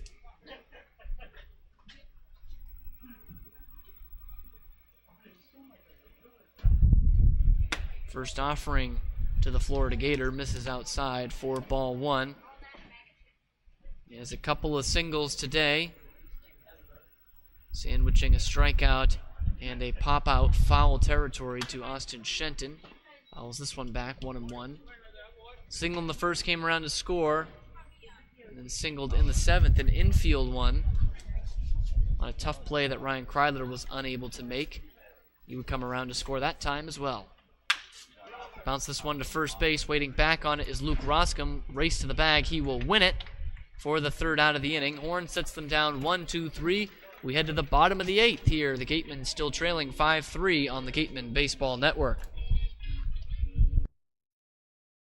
The Gatemen would like to thank Wareham Country Market for helping to feed the Gatemen players and staff after games. They are located about a quarter of a mile from the field on Route 6, offering a convenience store, a Dunkin' Donuts, and a deli.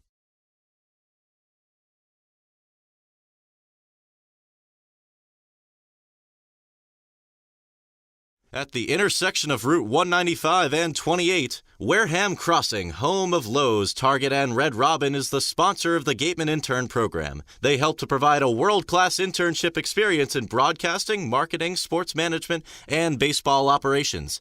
Check out Wareham Crossing's schedule for this year's Summer Movie Night Series.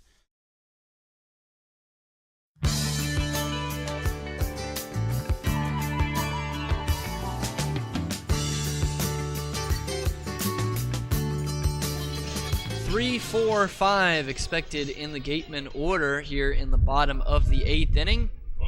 Austin Shenton will try and get that rally started that Matt Miller was talking about, trying to get some guys on base. He has failed to do that so far today, 0 for 3 with a couple of strikeouts.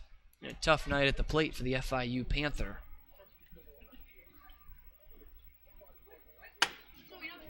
First pitch misses up high, ball 1. Uncharacteristic of him for having a tough night, as of course we'll read the gaudy numbers. 375 average, couple of homers, and 23 RBI on the Cape this year. Coming into today, as this one misses down low, 2-0 the count. No, he's been stellar, like you mentioned, Cam, but I think part of the reason that he has been so stellar is he just puts the ball in place. That's why these 2 strikeouts make it even more unusual day for Shenton. This one is going to be in there for a called strike now, 2-1.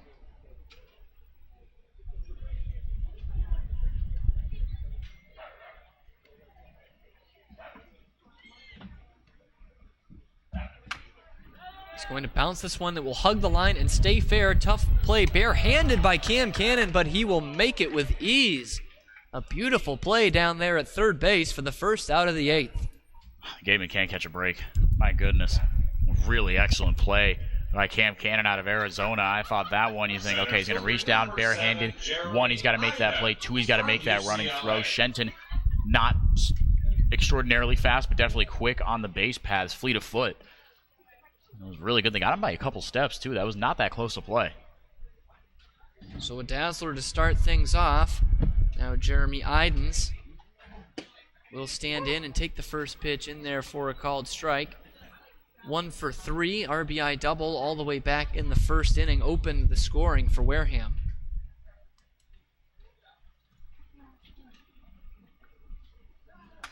Oh, 1 fouled straight back.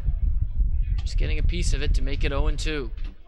Zippy fastball on the outside part of the plate. Tried to rope it into right field, but just kept diving away from the right-handed bat of Idens. Now quickly here 0-2. Here is that 0-2. Cut on and missed. He can't hold up the swing on an elevated fastball. And the struggle continues for those 3-4 hitters. Idens goes down swinging. And there's quickly 2 gone in the 8th. Number 14, Luke Roscom from Nebraska. Now Luke Roscom will look to salvage this inning. He's 0 for 3 tonight as well. A couple of ground outs to shortstop in the 1st and 6th innings. And then a fly out to left field in the 3rd.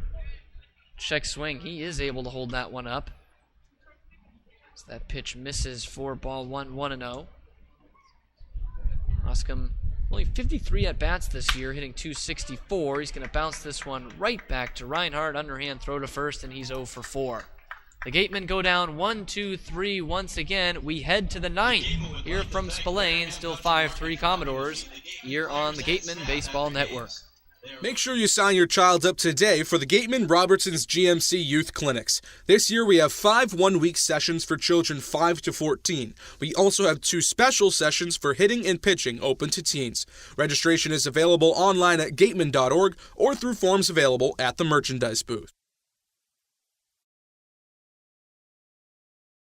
At E.L. Morse Lumber, commitment to the customer shines through in every aspect of their daily operations, including their competitive prices, complete product selection, and superior customer care. Visit E.L. Morse Lumber, located on Cranberry Highway in Wareham, for service with a personal touch. The 80 Makepeace Company also owns and operates Reed Custom Soils, the area's leading manufacturer of custom soils, including CU structural soil and Rooflight certified green roof media. Reed Custom Soils is also a manufacturer and distributor of baseball infield mix and conditioners. To learn more, visit 80makepeace.com or reedcustomsoils.com.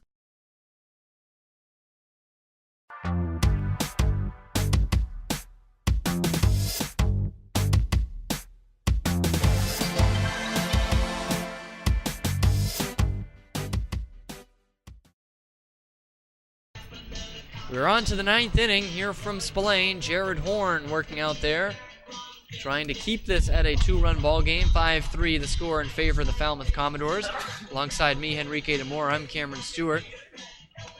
It was a back-and-forth affair. Commodores jumped out to a 2-0 lead. Gatemen came back and took the lead before Falmouth equaled at 3-3, and then 2 runs for them in the 7th. Second one, though, looked like he was thrown out at the plate. Drew Millis, they ruled, did not hold on to the ball, and that was questionable at best.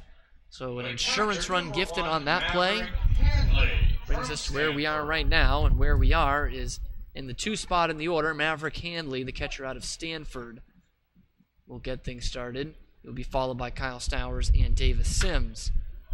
Just this one foul off to the right, out of play. Strike 1. If the Gatemen can't get anything going, that insurance run could end up being meaningless, which I don't know if it's more frustrating to find yourself in that situation or not at this point.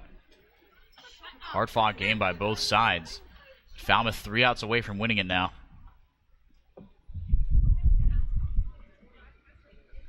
And that win would keep the Gatemen in 2nd place. As we mentioned earlier, Hyannis getting rained out tonight. They're idle. So Gatemen with a victory, if they're able to come back and walk things off, would move into 1st place in the Western Division, where they spent so much of the first half of the season.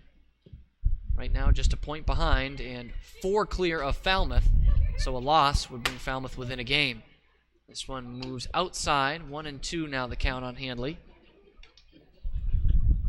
Hitting .232 on the year, homer, 10 RBI.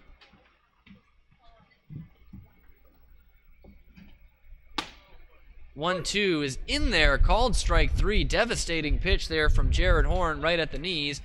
And it is a looking strikeout, and it's brought to you by the law offices of Lang, Exafaris, and Bullard, the official strikeout sponsor of the Gatemen. Devastating pitch sequence, devastating put-out pitch there by Horn, dropped in there. Handley had no chance at it, really. 5th K of the day, and we mentioned the high strikeout numbers for Horn and how it was slow going to start this day for Jared, but has racked up now 5 in 3 1/3. Excuse me, 4 1/3. There we go.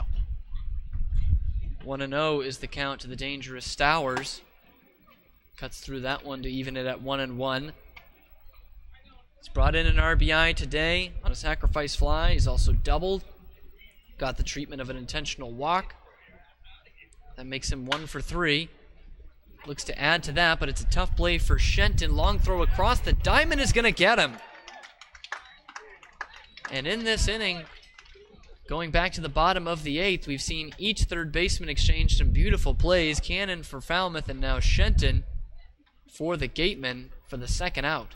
And Shenton sort of vindictive there, as it was Cam Cannon that robbed him of what could have been an infield single pretty easily, so not able to directly avenge it against Cannon, but a really nifty play there. So he backhanded that short hop, really tough to do. planted his feet and fired it across the diamond, like you said, Cam. Really good stuff from Shenton. Now Davis Sims will stand in, breaking ball, missing outside for ball 1. Sims with a big 0 for 4, a couple of strikeouts, a couple of fly balls to Jeremy Idens out in center. This one is going to miss inside. 2-0 the count. Or actually, they're going to say that went off the bat of Davis Sims. So not too far enough inside. That puts the count at 1-1.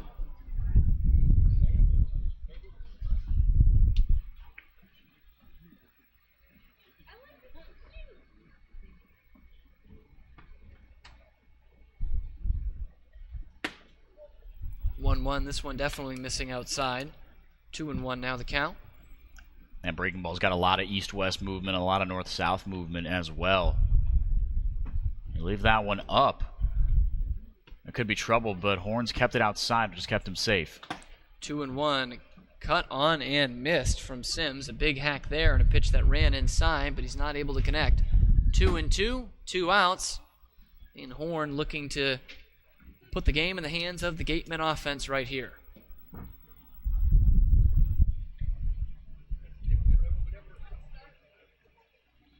The 2-2 going to be roped past the diving Ryan Kreidler. Would have been a terrific play, and it's into left field for a base hit. It's bobbled by Jacob Goldfarb. Getting into second is Davis Sims. Heads up base running. Lackadaisical defense puts Sims at second with 2 outs in the 9th. Yeah, with all the weak ground balls in the infield, all the strikeouts, I guess you don't want to say it's unsurprising that Goldfarb maybe wasn't totally ready for that one, but you always got to be on your horse. Always got to be heads up there. So the Gatemen are going to try to come back here in the 9th, potentially making it a little bit more difficult here. Matt Wallner already 1 for 3 today, single and a walk, no RBIs though, but has a chance to notch his first one of the day right here.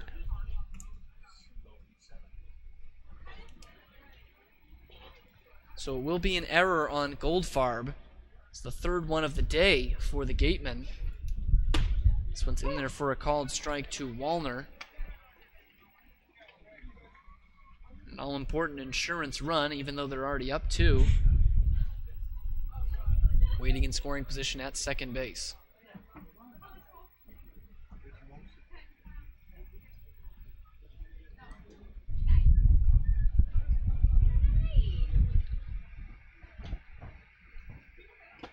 Oh-1, breaking ball and out in the dirt, cut on and missed by Wallner. So now 0-2 the count, 2 outs, and that man, Davis Sims, standing at second.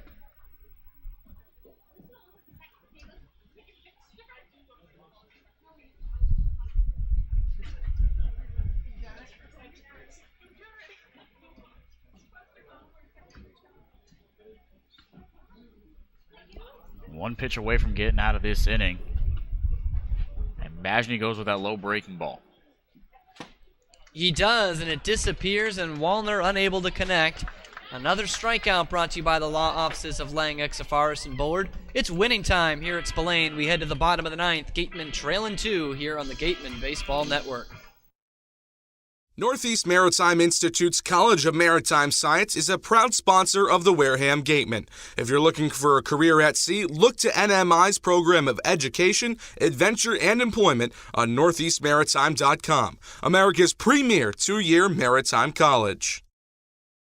Gatemen Baseball is officially sponsored by Robertson's GMC, the truck professionals. Located just 2 miles away on Cranberry Highway, we are proud to sponsor the Gatemen Youth Clinic for 2018. Robertson's GMC. We are professional grade. Power like a pro. Legacy Insurance Agency at 213 Main Street here in Wareham can offer you coverage for all your insurance needs. We have the bundle discounts, the accident forgiveness, the vanishing deductible, no loss, etc. But unlike those other gimmick companies, we can quote you with multiple carriers. So forget the lizard and the price tool and come talk to a professional. We'll help you find what's right for you.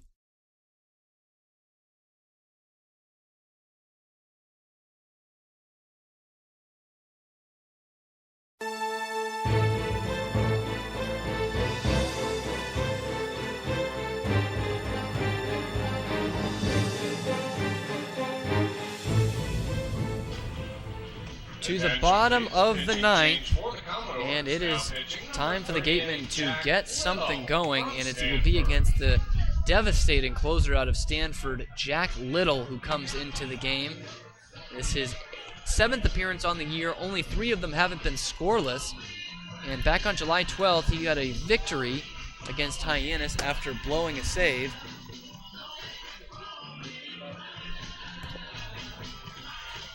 Gave up 3 earned runs in that one on 3 hits, but got the win, and that inflated that ERA. He's got a 1-1 record with a 7.10 ERA, but 3 saves on the year. He struck out 12 in 6 1/3. He got the save against the Gatemen back on July 7th in that 6-4 victory. And unfortunately here, Little.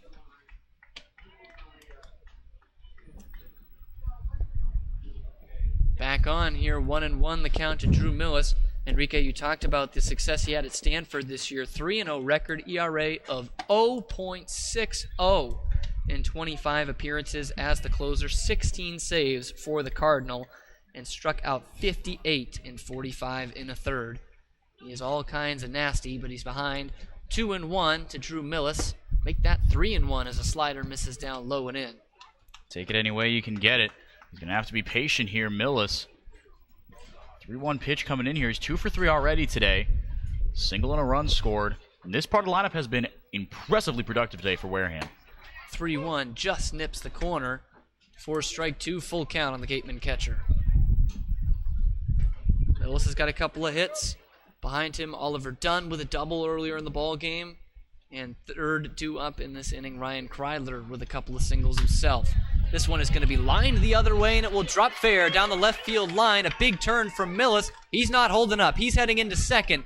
The throw will be offline, and it's a leadoff double for Drew Millis to get things started in the bottom of the 9th. Was at the center of some controversy on the defensive end was Millis, and putting no doubt as to what he can do here. 3 for 4 day for the catcher out of Missouri State. Have an absolute day, Drew Millis. This is encouraging to see. Pair of singles, also the double coming in from Millis. Oliver Dunn, who has an extra base hit today here, he represents the tying run. So Dunn, as I mentioned, a double back earlier in the game. That was in the 2nd inning. He would come around to score. Also walked later in the game. 1 for 2, but has gotten on base twice.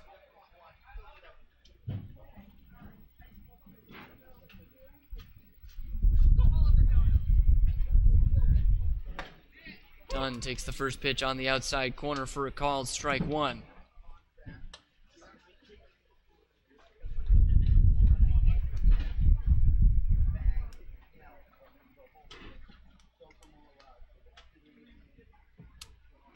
One going to run inside. A great pick there by Handley, the Stanford Cardinal battery. He knows how hard and nasty those pitches can come in, and he is able to backhand it and keep Millis at second base. Little, the third guy to pitch today for Falmouth to close the line on Reinhardt. 2 innings of work, no runs, no hits, no walks, 3 strikeouts for the Cal Baptist Lancer. 1-1. Dunn's going to foul it off himself. Off the leg there to put the count at 1-2. Ryan Kreidler on deck. Jacob Goldfarb would follow him.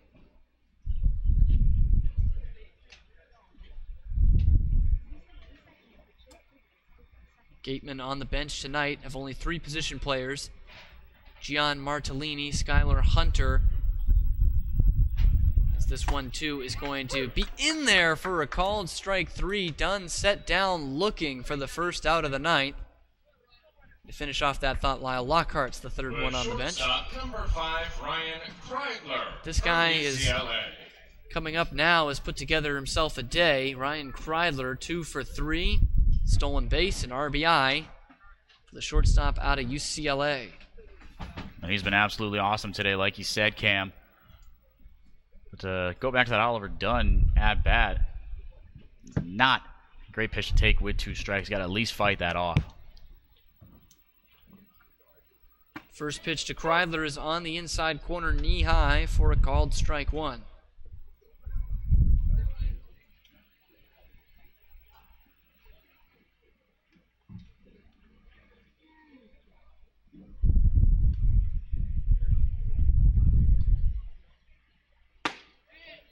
This one off the outside corner. Ball 1, a ball and a strike.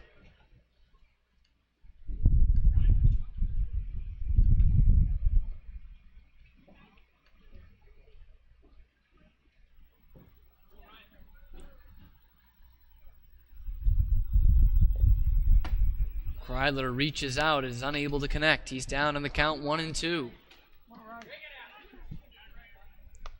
Kreidler at 235 on the year coming into today. A homer, 11 RBI, but that will go up with the day he's had already.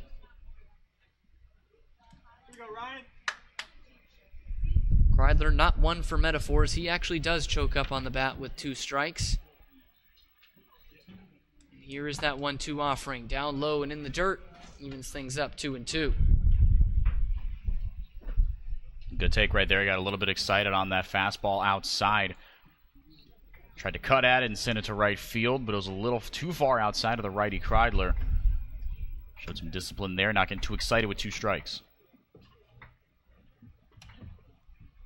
2-2 cut on and miss. Strike 3. Little sets down back-to-back via the strikeout. And after the Drew Millis leadoff double, the Gatemen are now down to their last out. We have to Jacob Goldfarb here. Has an RBI on the day, but otherwise 0 for 2. That came on a sac fly in the second to score what was then the third Gatemen run of the day. It gave them a temporary lead over Falmouth before the Commodores answered back with 1 in the third. Put up a 2 spot in the 7th, and that is where we stand right now. Goldfarb is still representing that tying run.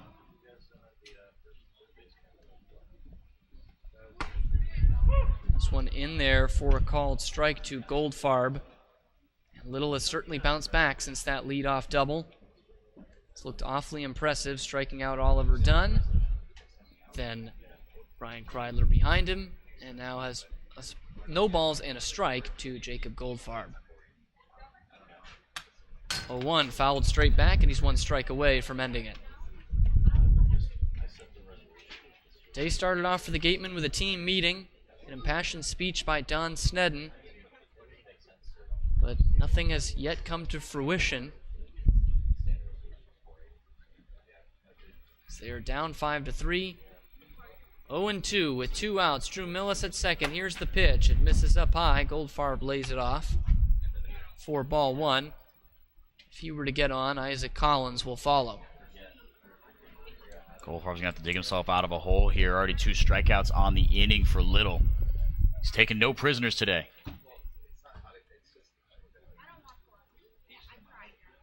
1-2. Check swing on the inside corner, called strike 3. Little comes back and strikes out the side after the leadoff double, and the Falmouth Commodores with a come-from-behind victory, 5-3 fashion over the Wareham Gatemen. These 2 teams will play again tomorrow, a rubber game of this makeshift 3-game series at Spillane. 3-1 to the Gatemen on Wednesday, now 5-3 to the Commodores on Thursday. Enrique, not much going for the Gatemen offensively after the second inning. Yeah, it's a bit of a bummer there. He's like you said, Cam. Gatemen got 1 to answer back and 2 to answer even further back in the first and in the second, respectively. But goose eggs across the board, and just 1 base knock per inning in the 4th, 6th, and 9th. Going forward for the Gatemen, they could not touch Pat McGowan after the second inning. He got incredibly efficient. Logan Reinhardt out of the bullpen, really darn good as well. And Jack Little shut the door, and even for the year that he's had, what a bounce-back outing for him. Came into the game with a 7.10 ERA. I think that's what separates. I mean, we talked about how these 2 pitching staffs, ERA-wise, are the 2 best in the league, but I think what separates the Commodores from the Gatemen is I think they have very comparable rotations. The starting rotation for these 2 teams are, I think, 2 of the best. You can maybe throw Harwich in there as well, but the bullpen for Falmouth is so consistent. Little is one of the only blips on that bullpen radar for the Commodores. They just got one guy after another who can come in and give you a shutdown 1 or 2 innings. Really impressive stuff from them. And Wareham, even though Jared Horn had a pretty darn good day as far as everything is concerned, got in a little bit of trouble there in 1 inning only in the 7th. Otherwise, he was absolutely nasty. But the Commodores a little bit more of a complete pitching team, and they showed that today. They've been continued their hot hitting. 5 runs today for them on 11 hits.